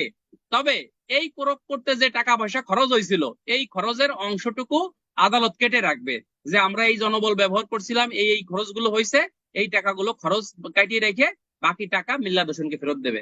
আর যদি সম্পত্তি বিক্রি করা না হয় সেই ক্ষেত্রে ওই সম্পত্তিটাই মিল্লাত হোসেনকে আদালত ফেরত দিয়ে দেবে। এখন নোয়াখালীর প্রশ্ন আপনার মনের মধ্যে জাগতে পারে যে ভাই আপনার সম্পত্তির মূল্য ছিল অলগেন মনে করেন যে 2 লাখ টাকা, এখন আমরা 88 7 পড়ছি যে 6 মাস পরে বিক্রি করা যাবে প্রকৃত সম্পত্তি, এখন মনে করেন আপনার হুন্ডাটা 5 লাখ টাকা R15 হুন্ডা অকশনে মনে করেন আদালত বিক্রি করে দিচ্ছে যে আপনার পাওয়া যাচ্ছে না, আপনার অকশনে বিক্রি করে দিল 5 লাখ টাকার হুন্ডা 50,000 টাকা বিক্রি করে দিল। তাহলে আপনি আদালতে হাজির হয়েছেন মনে করেন যে 18 মাস পরে এসে হাজির হয়েছেন, তাও কি আপনি আপনার সম্পত্তি তো পাবেন, পাবেন না? তাহলে আপনার কিন্তু এখানে ক্ষতি হয়ে গেল যে 5 লাখ টাকার হোন্ডা 50,000 টাকা আদালত বেচছে, তাহলে 50,000 টাকা নিয়েই কিন্তু আপনাকে সন্তুষ্ট থাকতে হবে। কথা কি বুঝছেন ভাই? কথা কি বুঝছেন? এই কথা কি বুঝতে কোনো অসুবিধা হচ্ছে কারো? তাহলে এই 5 লাখ টাকার হোন্ডা 50,000 টাকা আদালত বেচছে, এডে নিয়েই আপনাকে সন্তুষ্ট থাকতে হবে। তাহলে দেখেন আমরা এই কোরকি পরোয়ানার একটা সামারি করে দেই আমি। কোরকি পরোয়ানা সম্পর্কে 88 ধারায় আলোচনা করছে, যার ইংরেজি প্রতিশব্দ হচ্ছে ডিস্ট্রেস ওয়ারেন্ট, এবং কোরক শব্দের ইংরেজি প্রতিশব্দ হচ্ছে অ্যাটাচমেন্ট। কোরকি পরোয়ানা কে ইস্যু করে? হুলিয়া প্রদানকারী আদালত ইস্যু করে। যে কোরকি পরোয়ানা সাধারণত তামিল করা হয় দুইটি পদ্ধতিতে, স্থাবর সম্পত্তি কোরক, অস্থাবর সম্পত্তি কোরক এবং স্থাবর সম্পত্তি কোরক। অস্থাবর সম্পত্তি বা ঋণকৃত সম্পত্তি হচ্ছে 88(3), স্থাবর সম্পত্তি হচ্ছে 88(4). সব 4টা পয়েন্ট আপনার একই, তবে শুধু অস্থাবরের ক্ষেত্রে আটক করে, স্থাবরের ক্ষেত্রে দখল করে। এই দুটো পয়েন্ট আমাদেরকে মনে রাখতে হবে। নিরপরাধ ব্যক্তির সম্পত্তি কোরক করলে 6 মাসের মধ্যে ওই ব্যক্তি ওই আদালতে আবেদন করবে। 6 মাসের মধ্যে যদি আবেদন করে সে তার সম্পত্তি ফেরত না পায়, আদালত যদি নারাজি দেয় যে আপনি এই সম্পত্তি সমস্যা নাই, এটা ওই ব্যক্তিরই সম্পত্তি, সেক্ষেত্রে 1 বছরের মধ্যে উচ্চ আদালতে আপিল করতে পারবে। এবং ওই উচ্চ আদালত থেকে যে রায় হবে, এই রায়টি আপনার চূড়ান্ত রায় হিসেবে আপনার গণ্য হবে। এখানে আমাদের আরো একটু জানা দরকার যে এখানে বলতেছে একজন ব্যক্তির সম্পত্তি কোরক করা হলে 6 মাসের আগে ওই সম্পত্তি আদালত বিক্রি করতে পারবে না। কি করতে পারবে না? বিক্রি করতে পারবে না। 6 মাস পরে বিক্রি করতে পারবে। এবং যে নিরপরাধ ব্যক্তি সম্পত্তির দাবি করছে, তার নিষ্পত্তি না হওয়া পর্যন্ত ওই নিরপরাধ ব্যক্তির সম্পত্তি আদালত বিক্রি করতে পারবে না, যা 88 বলতেছে। 88 উমোটা আমি একটু বলতে ভুলে গেছি, যেখানে বলা হচ্ছে যে ব্যক্তির বিরুদ্ধে হুলিয়া জারি করা হয়েছে, অর্থাৎ কোরকি পরোয়ানা ইস্যু করা হয়েছে, তো নির্দিষ্ট তারিখে যদি ওই ব্যক্তি হাজির হয়, সেক্ষেত্রে আদেশ ধারা, এমসিকিউ কি ধারা, আদেশ ধারা কোরকি পরোয়ানা আপনাকে বাতিল করে দিতে পারে, যে ওই ব্যক্তিকে তো পাইয়ে গেছি, তাহলে সম্পত্তি কোরক করার কি দরকার, এই কথা আপনাকে এখানে বলতেছে। আর 89 ধারায় বলতেছে কোরককৃত সম্পত্তি প্রত্যার্পণ, এমসিকিউ। কোরককৃত সম্পত্তি প্রত্যার্পণ ধারা কোনটি? 89 ধারা, নট 88। কে করবে? আদালত করবে। কতদিনের মধ্যে হাজির হলে? এমসিকিউ 2 বছরের মধ্যে হাজির হলে। এখানে 2 বছর উল্লেখ না করে মাস দিতে পারে, 24 মাস দিতে পারে, 22 মাস দিতে পারে, 30 মাস দিতে পারে, কোনটি সঠিক কোনটি ভুল এইভাবে দিতে পারে। সুতরাং 24 মাস বা 2 বছর মনে রাখবেন, আশা করি পারবেন। আর কি বুঝাবে আদালতকে? সে পলাতক ছিল না, আত্মগোপনকারী ছিল না, সে হুলিয়া পায় নাই, এটা আদালতকে বোঝাতে সক্ষম হতে হবে। আর যদি সম্পত্তি বিক্রি করে দেয়, আদালত কি করবে? বিক্রিকৃত যে অর্থ আছে সেই অর্থ তাকে ফেরত দিয়ে দেবে। এখন কথা হচ্ছে যে আদালতের কোনো সমস্যা আছে কিনা। হ্যাঁ, যদি আদালত যে খরচ করছে কোরক করতে, যে সেই বাকি অর্থগুলো, এই খরচের টাকাগুলো আদালতকে আপনার কাটিয়ে রেখে বাকি অর্থ ফেরত দেবে। এই হলো 89 ধারায় বলতেছে। আমরা এখন 90 ধারায় পড়ব। 90 ধারায় এখানে দেখেন, আপনারা যদি একটু খেয়াল করেন যে ওয়ারেন্ট সম্পর্কে অনন্য নিয়ম বা বিধান। আমরা এই যে ফৌজদারি কার্যবিধানের 68 থেকে 89 ধারা পর্যন্ত আপনার বিভিন্ন ওয়ারেন্ট সম্পর্কে আমরা জেনে আসলাম। কথা বলেন না ভাই? ওয়ারেন্ট সম্পর্কে আমাদের 99, হ্যাঁ আমাদের এটা 20 সালে আসছিল, আলহামদুলিল্লাহ। ওয়ারেন্ট সম্পর্কে যে বিধানগুলো আমরা নর্মালি জেনে আসছি আপনার 68 থেকে 89 ধারা পর্যন্ত, যে কখন কোন ওয়ারেন্ট বা কখন কোন পরোয়ানা ইস্যু করা হয়। 68-তে সমন, 75-এ গ্রেপ্তারি পরোয়ানা, 87-তে হুলিয়া এবং 88-তে কোরকি পরোয়ানার কথা বলা হয়েছে। আর 90 ধারা থেকে 93 ক পর্যন্ত বিভিন্ন ওয়ারেন্ট আপনাকে কিভাবে তামিল করা যায় এই সংক্রান্ত বিধানের কথা বলা হয়েছে। তাহলে দেখেন 5 মার্কের একটা প্রশ্ন এখান থেকে আসতে পারে, ওয়ারেন্ট সম্পর্কে সাধারণ নিয়মের ব্যতিক্রম কি? অত্যন্ত জটিল একটি প্রশ্ন, ইন্সপেক্টরশিপের প্রশ্ন এটা, যে ওয়ারেন্ট সম্পর্কে সাধারণ নিয়মের ব্যতিক্রম কি। তাহলে ওয়ারেন্ট সম্পর্কে সাধারণ নিয়ম কি কি? তাহলে ওয়ারেন্ট সম্পর্কে সাধারণ নিয়ম আছে 68 থেকে 88, মন থাকবে। ওয়ারেন্ট সম্পর্কে সাধারণ নিয়ম আছে 68 থেকে 88। আর ওয়ারেন্ট সম্পর্কে সাধারণ নিয়মের ব্যতিক্রম আছে 90 থেকে 93 গ, লিখে রাখেন বইতে। 90 থেকে 93 গ। 90 ধারাই বলতেছে যে যে ব্যক্তিকে আপনার 90 ক এবং খ, অর্থাৎ কখন একজন ব্যক্তিকে সমনের পরিবর্তে গ্রেপ্তারি পরোয়ানা অথবা সমনের অতিরিক্ত গ্রেপ্তারি পরোয়ানা আদালত দিতে পারে। কতে বলতেছে যে ব্যক্তির উপর আপনার সমন দেয়া হয়েছে, সেই ব্যক্তি কোথায় আছে আদালত জানে না অথবা আত্মগোপন করেছে, সেই সম্পর্কে আদালত সমন না দিয়ে সরাসরি গ্রেপ্তারি পরোয়ানা বিজ্ঞ আদালত ইস্যু করতে পারে। আর খতে এসে বলতিছে একজন ব্যক্তির উপর গ্রেপ্তারি পরোয়ানা দেয়া হয়েছে, সরি সমন দেয়া হয়েছে, সে আদালতে হাজির হবে বলে আপনার সে প্রতিজ্ঞাবদ্ধ ছিল, সে হাজির হয়নি, সে সুনির্দিষ্ট কারণও ব্যাখ্যা করতে পারেনি, সেই ক্ষেত্রে পরবর্তীতে আর সমন না দিয়ে সমনের আপনার পরিবর্তে বলা হচ্ছে আপনার সমনের পরিবর্তে আপনার আপনার এই অতি মানে পরোয়ানা এখানে আদালত ইস্যু করতে পারে। অর্থাৎ 90 ক একটা হচ্ছে সমন অমান্য করবে, এই ক্ষেত্রে সমনের পরিবর্তে সরাসরি পরোয়ানা দেবে। আর যদি সমন অনুযায়ী সে হাজির না হয়, যুক্তিসঙ্গত কারণ ব্যাখ্যা না করতে পারে, সেক্ষেত্রে সমনের অতিরিক্ত পরোয়ানা এখানে কিন্তু বিজ্ঞ আদালত মানে ইস্যু করতে পারবে, যা 90 ক বলতেছে। এই এই ধারাগুলোর সাথে আপনারা আরো কিছু ধারা এখানে রিলেটেড দেয়া যায়। যেমন আপনাদের একটা জিনিস বুঝাই দিলে আপনারা হয়তো বুঝবেন, আশা করি আমরা এখানে, যে সাধারণত পরোয়ানা কখন আদালত ইস্যু করে। 96 ধারায় আপনারা পড়লে সাধারণত জানবেন, যখন একটা জিনিস কোথায় আছে, খুব গোপনে আছে বা লুকায়িত আছে, আদালতে জানা নাই, যে এই জিনিসটা সমন দিলে সাধারণত হাজির হবে না, সাধারণত পরোয়ানার মাধ্যমে উদ্ধার করতে হয়, সেই ক্ষেত্রে কিন্তু সরাসরি আদালত সমন না দিয়ে আদালত কিন্তু পরোয়ানা ইস্যু করতে পারে। যেমন আপনারা দেখবেন ফৌজদারি কার্যবিধি আইনে 96, 98, 99 ক 100 ধারায় আদালত সমন না দিয়ে কিন্তু পরোয়ানা ইস্যু করে। কিরকম বন্ধুরা? এই অ্যাটেনশন অন ভাই, কথা বলতেছেন কেন? এই কথা বলতেছেন, সামনে যে কে কি করেন সব কিন্তু দেখা যায় ভাই, অমনোযোগী হন কেন? র্যাঙ্কের জন্য আপনাকে ধৈর্য শুনতে হবে ইনশাল্লাহ। যেমন দেখবেন কার্যবিধি আইনের 98 ধারায় চোরাই মাল উদ্ধার করার জন্য কিন্তু আদালত সমন দিতে পারতো, পারতো না? কিন্তু না, সমন দেয় না, কি করে? ডাইরেক্ট কিন্তু পরোয়ানা ইস্যু করে। 99 কতে অবৈধ প্রকাশনা উদ্ধার করার জন্য আদালত কিন্তু সমন দিতে পারতো, সমন দেয় না, কি করে? সরাসরি পরোয়ানা ইস্যু করে। 100 ধারায় দেখেন কোন ব্যক্তিকে অবৈধভাবে যে ব্যক্তি আটক রাখছে, এই ব্যক্তিকে উদ্ধার করার জন্য আদালত কিন্তু সমন দিতে পারতো, সমন দেয় না, কি করে? সরাসরি কিন্তু পরোয়ানা ইস্যু করে। অর্থাৎ এই ধারাগুলো এখানে কিন্তু রিলেটেড আকারে নোট আকারে লিখে দিলে আপনার অ্যান্সারটা এখানে পরিপূর্ণ হয়। ঠিক আছে? আচ্ছা যাও, এটা হলো 90 ধারায় বলতেছে। 91 ধারায় কি বলছে বন্ধুরা? দুরূদ শরীফ পড়েন, মনে মনে দুরূদ শরীফ পড়েন এবং লা হাওলা ওয়ালা কুওয়াতা ইল্লা বিল্লাহ পড়েন। আমরা এই 93 গ পর্যন্ত পড়ে আমরা পিআরবিতে যাবো। আজকের পিআরবি ক্লাসটা অত্যন্ত গুরুত্বপূর্ণ ইনশাআল্লাহ। 91 ধারায় বলতেছে, যে ব্যক্তি আপনার একবার আদালতে হাজির হয়েছে, ওই ব্যক্তিকে কাছে মুসলেকা নিয়ে ওই ব্যক্তিকে আদালতে হাজির করতে আদালত বাধ্য করতে পারে। অর্থাৎ আমার কাছে মনে করেন যে পরোয়ানা ইস্যু না করে আমি সরাসরি আদালতে আমি হাজির হয়েছি, আমার কাছ থেকে বিজ্ঞ আদালত একটা মুসলেকা নেবে এবং এই মুসলেকা মূলে আমাকে আদালতে আপনার হাজির করতে বাধ্য করতে পারে। 91 ধারায় আপনাকে এই কথাই বলতেছে। আর 92 ধারায় বলতেছে, আমি যে আদালতে যে মুসলেকা দিলাম, এই মুসলেকার যদি অনুযায়ী আমি যদি আদালতে হাজির না হই, তাহলে বিজ্ঞ আদালত আমার বিরুদ্ধে কিন্তু গ্রেপ্তারি পরোয়ানা ইস্যু করতে পারে। কার বিরুদ্ধে? যে ব্যক্তি একবার মুসলেকা দিয়ে কথা রাখেনি।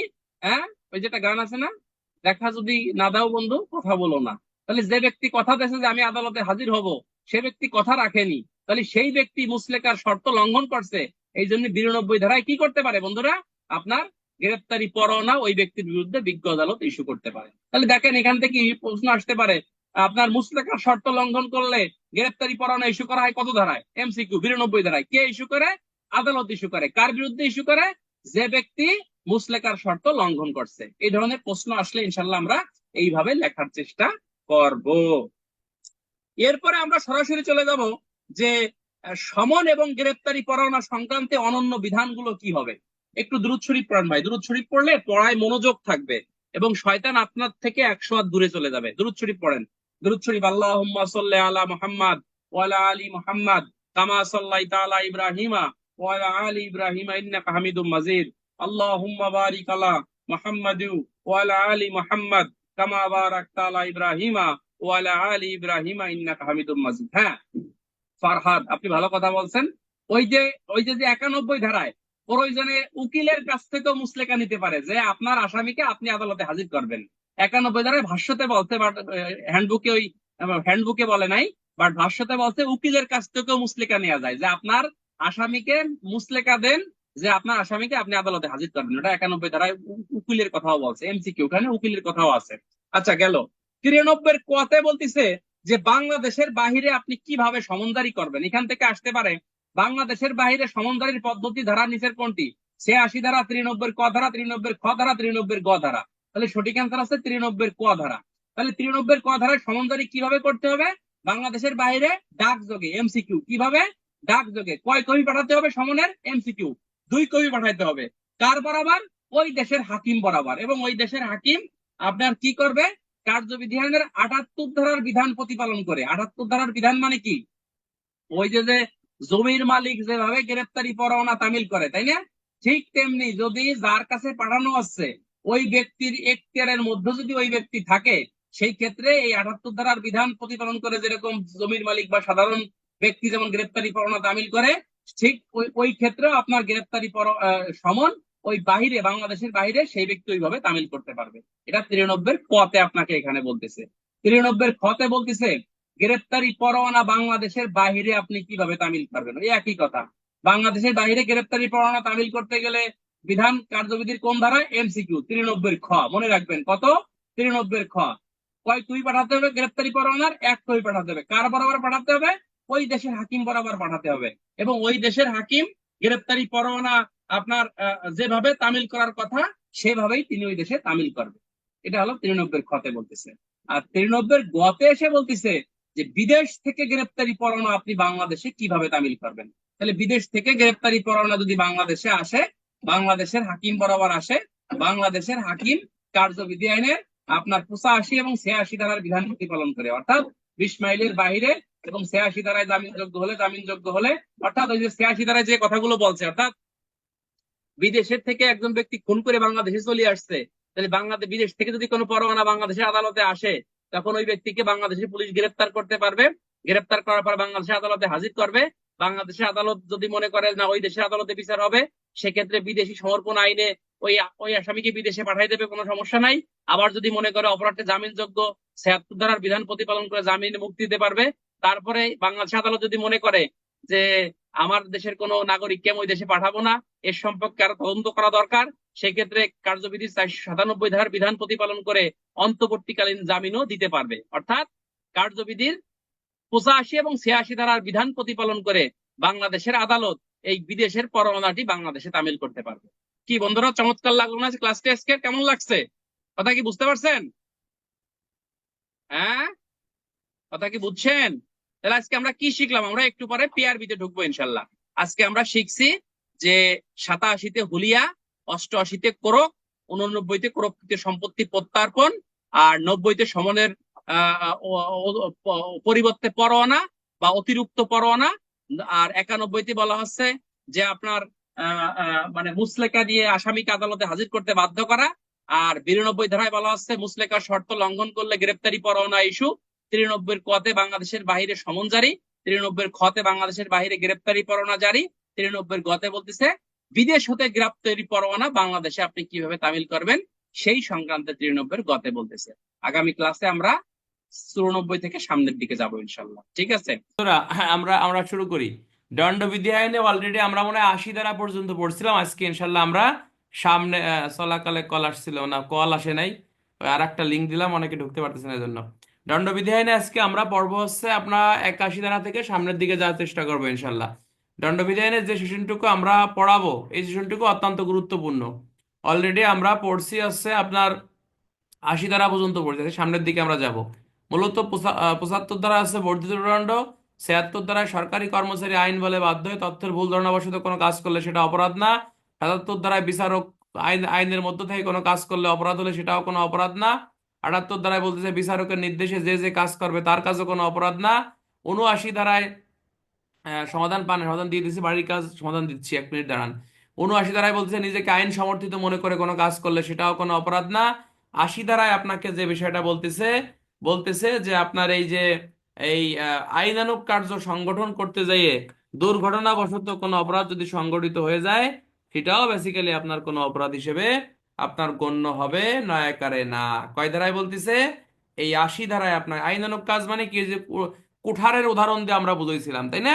এটা হচ্ছে আইনানুগ কাজ। 81 ধারা থেকে আজকে আমরা পড়বো। 81 ধারায় বলতেছে যে সম্ভাব্য ক্ষতিকারক কার্য কিন্তু অপরাধমূলক অভিপ্রায় ব্যতি রেখে এবং অন্যবিধ ক্ষতি নিবারণ কল্পে সম্পাদিত কার্য। অর্থাৎ আপনি যে কাজটা করতেছেন এটা হচ্ছে সম্ভাব্য ক্ষতিকর কার্য, কিন্তু আপনি সহজেই পয়েন্ট আমরা এর মধ্যে রাখবো যে বড় ক্ষতির হাত থেকে বাঁচার জন্য ছোট অপরাধ করলে সেটাও কোনো অপরাধ হিসেবে গণ্য হবে না। কিরকম?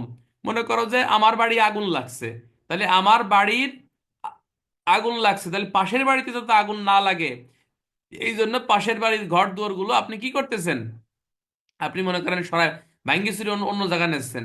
পাশের মুদির দোকানে আগুন লাগছে, এই মুদির দোকানের আগুন যেন পাশের অন্য মুদির দোকানে না লাগে এই জন্য আপনি পাশের কিগুলো, আপনি এই দোকানগুলো ভাঙ্গি অন্য জায়গায় সরাই নিচ্ছেন। তাহলে দণ্ডবিধি আইনে কি বলতেছে, এটা কোনো অপরাধ হিসেবে গণ্য হবে না। কয় দ্বারা? এটা হচ্ছে আপনার 81 দ্বারা। এই পয়েন্টটা আমরা এভাবে মনে রাখবো যে বড় ক্ষতির হাত থেকে বাঁচার জন্য ছোট অপরাধ করলে সেটাও কোনো অপরাধ না। মনে করো তুমি গাড়ি চালাচ্ছ, গাড়ি, হ্যাঁ, আত্মসংস্করণ নীতি। আত্মসংস্করণ নীতি হচ্ছে আপনার এই 81 দ্বারা, কথা বলেন না। এখানে বেসিক্যালি যেটা আপনাকে বলতেছে বলতেছে যে আপনার এই যে মনে করেন আপনি একটা গাড়ি চালাচ্ছেন, গাড়ি এখন মনে করেন চাকা পাঞ্চার হয়ে গেছে। এখন গাড়িটা যদি সরাসরি চালাই যান তাহলে খাদে পড়ে যা সব যাত্রী মারা যাবে, কিন্তু গাড়িটা আপনি মনে করেন আইল্যান্ডে তুলে দিয়েছেন বা উপরে তুলে দিয়েছেন, সেক্ষেত্রে একজন পথচারী দুজন পথচারী মারা গেল। দণ্ডবিধি আইনে বলতেছে যে এটা বেসিক্যালি কি হবে না, এখানে আপনাকে বলতেছে যে আপনার কোনো অপরাধ হবে নয়াকারে না। আশা করি আমার কথা মনে হয় বুঝছেন। দণ্ডবিধানে কি হবে না, এটা কোনো অপরাধ হবে না। এখানে দুটো উদাহরণ দেখেন, দুটো উদাহরণ দেখেন, এই উদাহরণগুলো আপনাদেরকে মুখস্থ করতে হবে। এই উদাহরণ হুবহু স্যাররা তুলে দেয়। যেমন দেখেন যে একটি বাষ্পীয়পথের কাপ্তান হঠাৎ এবং তার নিজের কোনো দোষ বা ত্রুটি ব্যতি রেখে নিজেকে এইরূপ অবস্থায় আপাতত দেখে যে তিনি এই পূর্বে ডুবাই যাত্রী সহ, ওই যে মানে সহজ কথা, মনে করেন একটা জাহাজ সরাসরি নোঙ্গর করলে বা ভিড়াইলে মনে করেন যে জাহাজ ডুবে যাওয়ার সম্ভাবনা, কিন্তু ঘুরে যদি মানে নোঙ্গর করতে যায় ছোট একটি জাহাজ ডুবে যাবে, ছোট একটি নৌকা ডুবে গেল, এই ক্ষেত্রে বড় জাহাজের কোনো অপরাধ হবে না। কথা বুঝছেন? 2 নম্বর উদাহরণ দেখেন, যে আগুনের উদাহরণ দিছে। অর্থাৎ একটা ঘরে আগুন লাগছে, পাশের ঘরের ঘরগুলো মনে করেন ভাঙ্গি সরাই নিচ্ছে, তাহলে এটাও কিন্তু দণ্ডবিধি আইনে কোনো অপরাধ হবে না। কেননা বড় ক্ষতির হাত থেকে বাঁচার জন্য ছোট যে অপরাধগুলো ঘর ভাঙ্গি যে সরালো, এটা দণ্ডবিধি আইনে কি না, দণ্ডবিধি আইনে বেসিক্যালি এটা কোনো অপরাধ নয় কারে না। সবাই পড়েন লা হাউলা ওয়ালা কুওয়াতা ইল্লা বিল্লাহিল আলিউল আযীম। প্রশ্ন আসবে কিভাবে? প্রশ্ন আসবে হচ্ছে এই যে রিটেনে যে দুটো উদাহরণ দেওয়া আছে হুবহু স্যাররা প্রশ্ন তুলে দেবে, ঠিক আছে? আচ্ছা, 82 ধারা চলো। 82 ধারা বলতেছে 9 বছরের কম বয়স্ক শিশুর কার্য।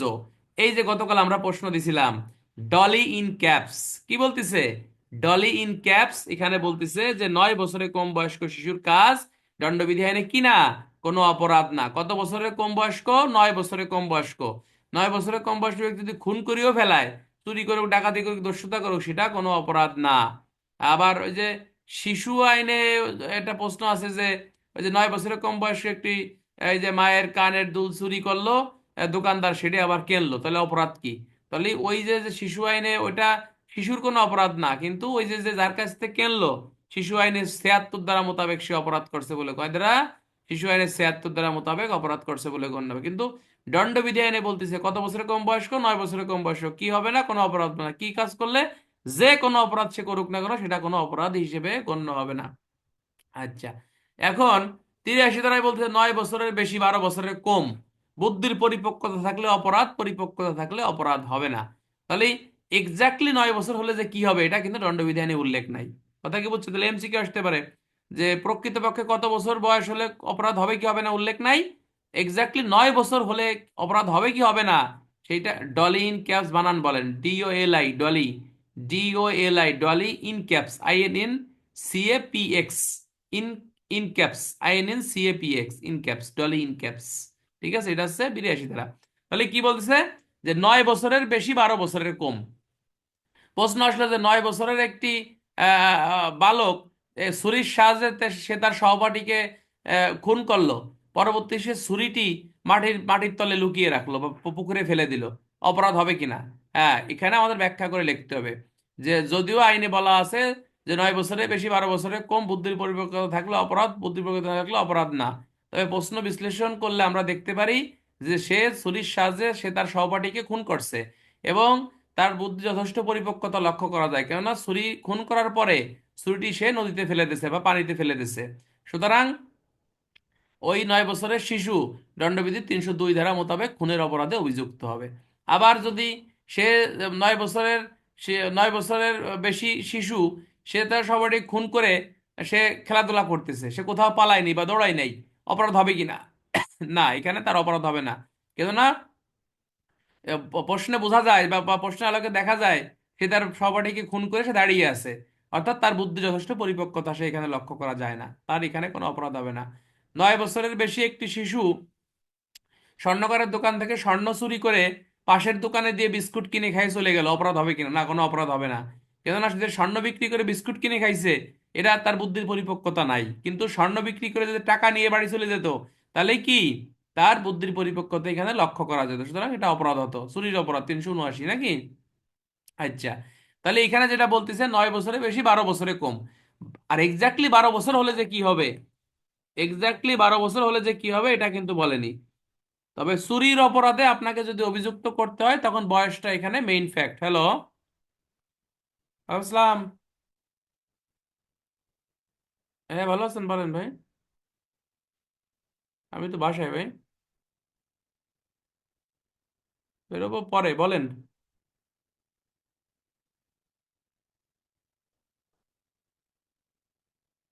হ্যাঁ,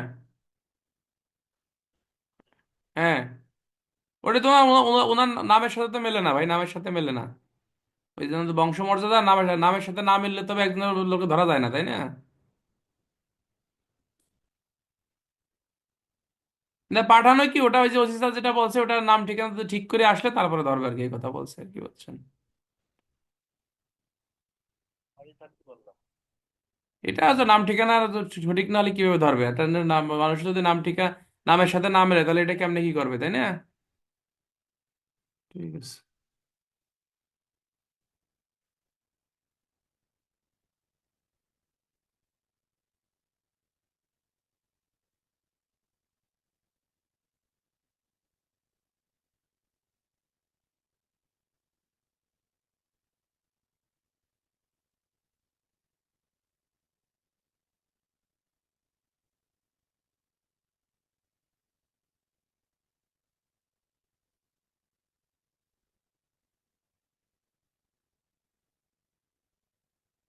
আচ্ছা, তাহলে তাহলে তাহলে আমরা আমরা আমরা এখানে যেটা, আমরা দুধ বিক্রি করে বসাও ওটি করাই করার মতো। আচ্ছা, তাহলে এখানে আমরা এই 83 দ্বারা আমরা এখানে বুঝতে, তাহলে এখানে যে একটা প্রশ্ন কিন্তু বোঝার বিষয়, সেটা হচ্ছে কি, সেটা বলতেছে যে আপনার যদি 12 বছরের বেশি বয়স কি হয়, তখন কি হবে? তাহলে 12 বছরের বেশি যদি কেউ খুন করে বা কোনো অপরাধ করে, বেসিক্যালি দণ্ডবিধি আইনে সেটা কি হবে? এটা হচ্ছে আপনার অপরাধ হিসেবেই বেসিক্যালি আপনার গণ্য হবে।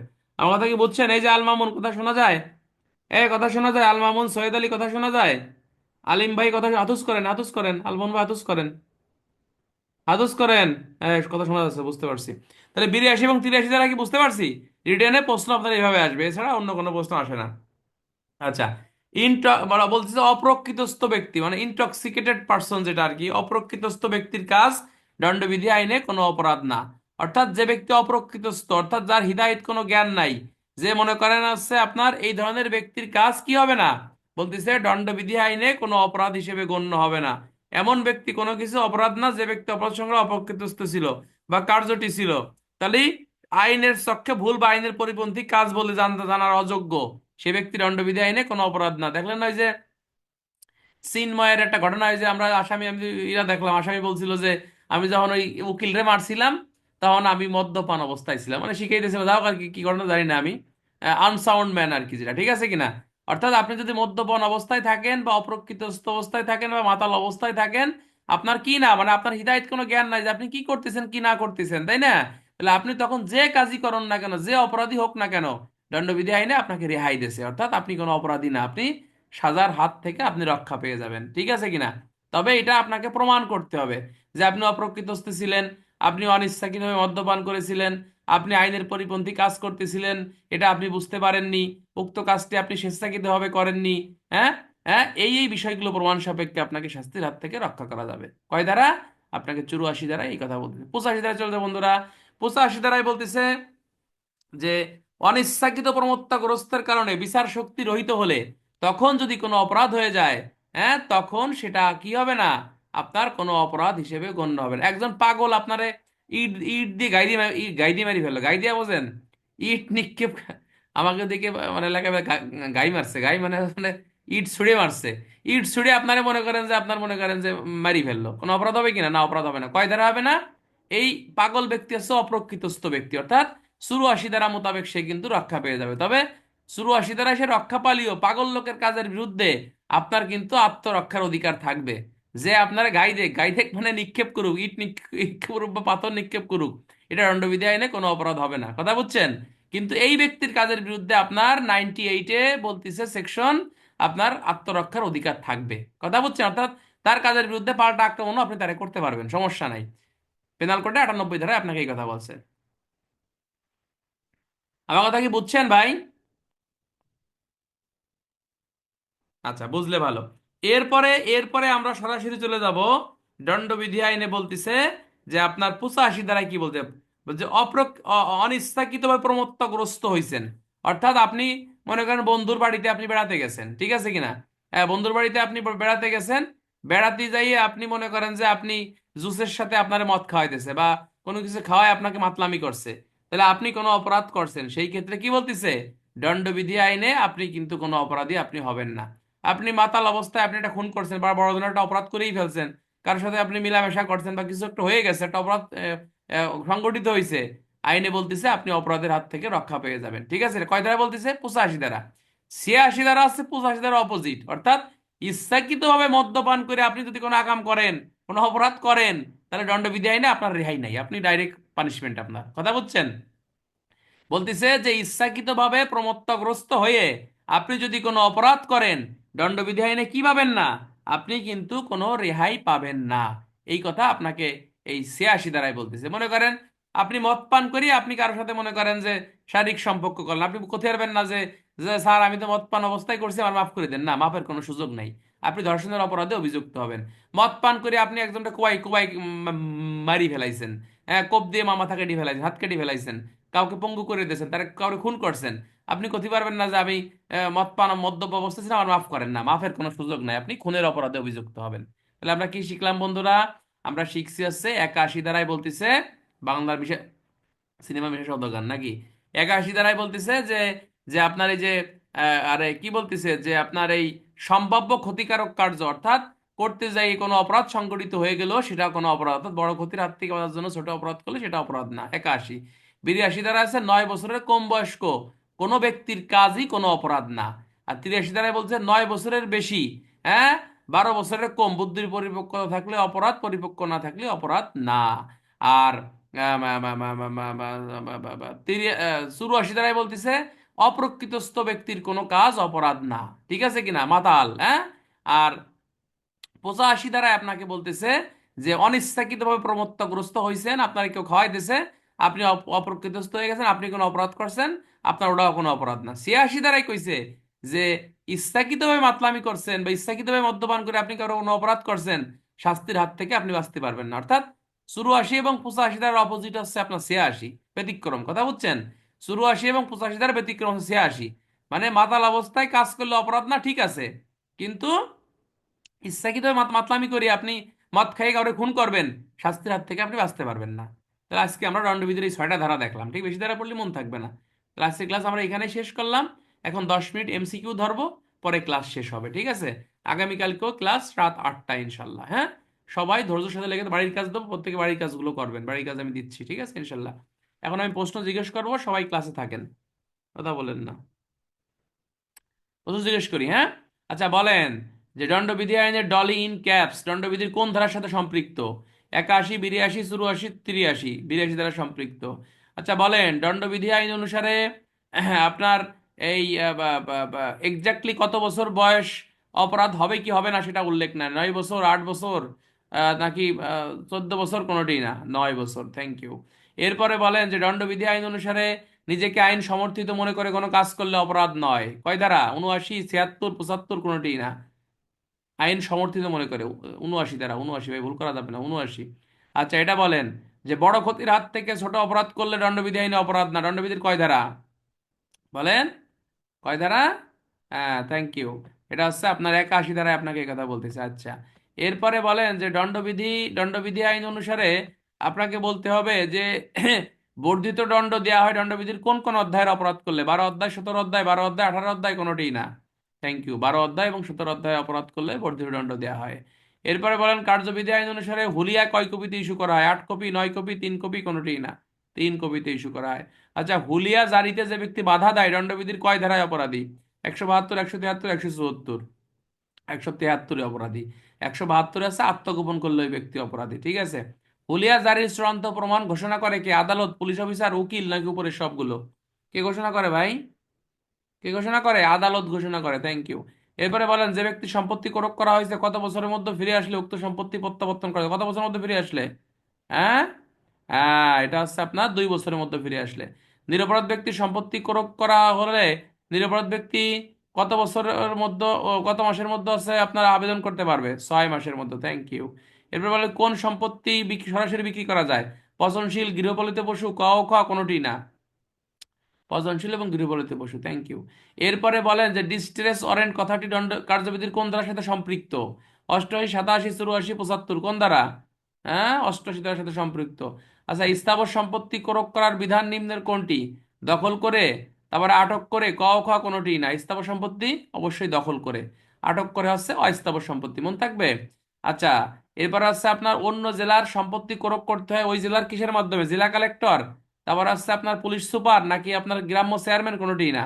জেলা কালেক্টরের মাধ্যমে আপনাকে করতে হয়। সবাই পড়েন লা হাওলা ওয়ালা কুওয়াতা ইল্লা বিল্লাহিল আলিয়্যিল আযীম। আপনাদের কি ধৈর্য আছে ভাই? পড়াশোনার ধৈর্য আছে?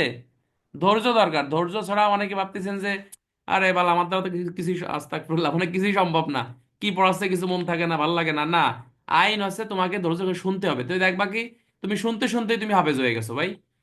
মানুষ একটা জিনিস কি জানেন, এই যে জিনিসগুলো পড়ালাম ভালো লাগছে না? মানুষ একটা জিনিস কি জানেন, মনে করেন আপনি যখন নিজে পড়বেন তখন দেখবেন যে নিজে বুঝতে পারবেন না, বাট একজন যখন আপনাকে বুঝিয়ে দেবে বা কারো মুখ থেকে একটা কথা শুনবেন, সহজে মানুষ কিন্তু এগুলো ভোলে না। কথা বুঝছেন? সহজে যেমন আমি প্রায় এই কথাটা বলি, ছোটকালে গ্রামের নানির কাছে, দাদির কাছে, দাদার কাছে গল্প শুনছেন না? ওই গল্প কিন্তু দেখেন আপনার এখনো কিন্তু মেমোরাইজ আছে, মনে আছে। কেন? মানুষ নিজে পড়ার থেকে শোনার স্মৃতিশক্তি মানুষের আল্লাহ বেশি দিয়েছে। এই জন্যে আপনার কি, মানুষের কথা শুনলে আপনার এটা মন থাকে। হ্যাঁ, আপনারা কেউ যদি একটা বকা দেয় বা কেউ যদি একটা প্রশংসা করে, ঠিক আছে কিনা, আপনি কার সাথে কবে কি রিলেশন করছেন সব কিন্তু মনে আছে আপনার, ঠিক আছে না? তো এই পড়ার বিষয়টা হচ্ছে শোনার কথা মানুষের মন থাকে বেশি, ঠিক আছে। শুনবেন, শুনতে শুনতে দেখবেন ইনশাল্লাহ আপনি পারবেন।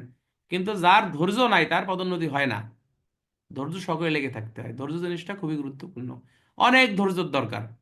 মানে এতটুকু না, অনেক অনেক অনেক ধৈর্যের দরকার পদোন্নতির জন্য, বুঝছেন? ধৈর্য সঙ্গে লেগে থাকেন, দেখবেন ইনশাল্লাহ ভালো কিছু করবেন। লেগে থাকতেই হবে ইনশাল্লাহ, হ্যাঁ অবশ্যই। আর এখনকার যুগ হচ্ছে পড়ে গেলে আপনাকে মানুষ পাড়ায় মারি ফেলবে। আপনাকে পড়ে গেছেন, আপনাকে উঠে দাঁড়াইতে হবে। না পারতে, কারণ এখন কম্পিটিশনের যুগ, ঠিক আছে কিনা। এই যে যাকে চাকরি মনে করেন 20-25 বছর হয়ে গেছে, পদোন্নতি পান নাই বা হয় নাই, হ্যাঁ, তাদের তাদের কিন্তু স্মৃতিশক্তি কমে যাচ্ছে। মানুষ যখন বয়স হয়, স্মৃতিশক্তি কমে যায়। মনে করেন যার যে ছেলেটার বয়স, চাকরি বয়স 6 বছর বা 8 বছর, 10 বছর, এর কিন্তু ব্রেনই বা মেধাবী। এদের সাথে কিন্তু যারা আমরা সিনিয়র আছি এদের কিন্তু পারা অনেকটা কঠিন হয়ে যায়। আমরা তো এখন অত সিনিয়র হয়ে পারিনি, ইনশাল্লাহ ব্রেন এখন ভালো আছে আল্লাহর রহমতে।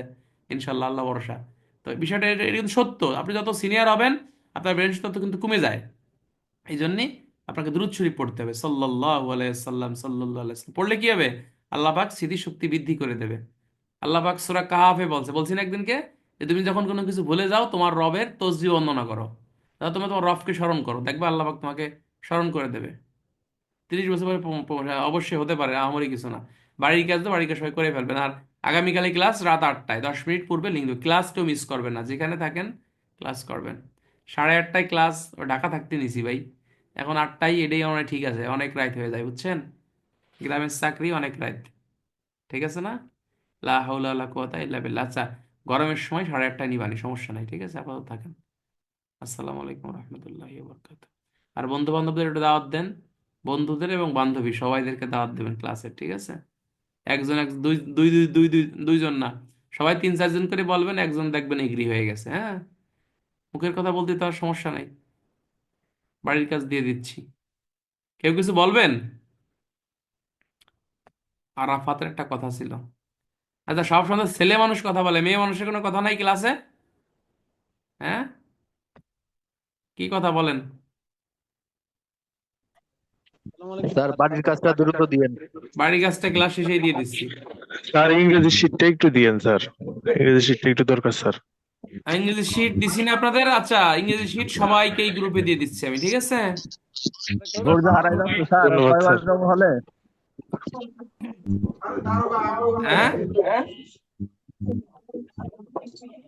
হ্যাঁ, এই সবাই ভালো থাকেন, সুখে থাকেন, হ্যাঁ?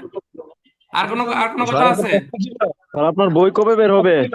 বই আমি তো টার্গেট নিয়েছি 10 বছরের প্রশ্নের একটা রিটেন করে পরে বই বের করবো, বুঝছেন? একটু কাজ করতে হবে তারপরে আর কি ভাই। ধন্যবাদ সাব ইন্সপেক্টর বই জমা করেন তারপর বলেন। স্যার। ওডিওটা স্যার কি করলেন স্যার? ওডিও রেকর্ডার বিষয়ে স্যার কথা বলছিলাম স্যার একটু। অডিও রেকর্ড জন্য কিটা যেন করতে চাইছিল, নাম কি জানো? কই অডিও রেকর্ড জন্য কি করতে চাইলো? নয়ন, নয়ন, নয়ন একটা কই? প্রশ্ন ছিল, হ্যাঁ, একটা প্রশ্ন ছিল স্যার, একটা প্রশ্ন। বলেন তো হৃদয়, কি প্রশ্ন বলেন তো? স্যার ওই যে 87 ধারা স্যার, হুলিয়াটা পড়লাম, হুলিয়ার কপি যদি আপনার ছিঁড়ে ফেলে বা আত্মগোপন করে অথবা যদি হাজির না হয়, তাহলে 172, 173 এবং 174 শাস্তি। এটা তো তার সমনের ক্ষেত্রে প্রযোজ্য না, হুলিয়া এবং সমন দুটা ক্ষেত্রে হ্যাঁ, প্রযোজ্য হবে হুলিয়া কি? এবং সমন দুটোর ক্ষেত্রে প্রযোজ্য। হুলিয়া এবং এটাই স্যার, সমন দুইটার ক্ষেত্রে আপনার প্রযোজ্য, ঠিক আছে? এটাই। স্যার আমার একটা কথা আছে। বলেন। স্যার আপনি গ্রেপ্তার সংক্রান্ত যে প্রশ্নগুলো দিচ্ছেন, অনেক প্রশ্ন বাদ পড়ছে, সমান সংক্রান্ত কোনো প্রশ্ন বাড়ির কাজ দেন নাই স্যার। শোনেন, এই প্রশ্নগুলো আমরা দিব, সব প্রশ্ন তো সব একসাথে দেওয়া যাবে না। এগুলো আমরা দিচ্ছি, দিয়ে দেখবেন সবগুলো আপনারা পাবেন ভাই, ঠিক আছে কিনা? আর পাশাপাশি যে বইগুলো কিনতে বলছো ওই বইগুলো কিনে ফেলান। ওই যে রাখাল চন্দ্র স্যারের বইটা কেন কিনবেন? যখন আপনি যে শুয়ে শুয়ে বইটা একটু রিডিং পড়বেন, দেখবেন যে প্রশ্ন প্যাটার্নস গুলো কিরকম। একটা জিনিস মনে রাখবেন, আপনি যদি শুধু হ্যান্ডবুক পড়েন বা মূল বই পড়েন, আপনি ফেল করবেন। মাইন্ড করছেন? ফেল করবেন। কেন ফেল করবেন? কারণ হ্যান্ডবুকে তো আপনার প্রশ্ন দেওয়া নাই, পরীক্ষা আসবে না হলো প্রশ্ন। সুতরাং একটা প্রশ্ন কিভাবে আসতে পারে বা একটা প্রশ্ন কিভাবে আসে সেটা আপনাকে বুঝতে হবে, এই জন্য আপনাকে বিভিন্ন গাইডের সহায়তা নিতে হবে, ঠিক আছে? স্যার, কথা ছিল স্যার। ঠিক আছে ভাই। স্যার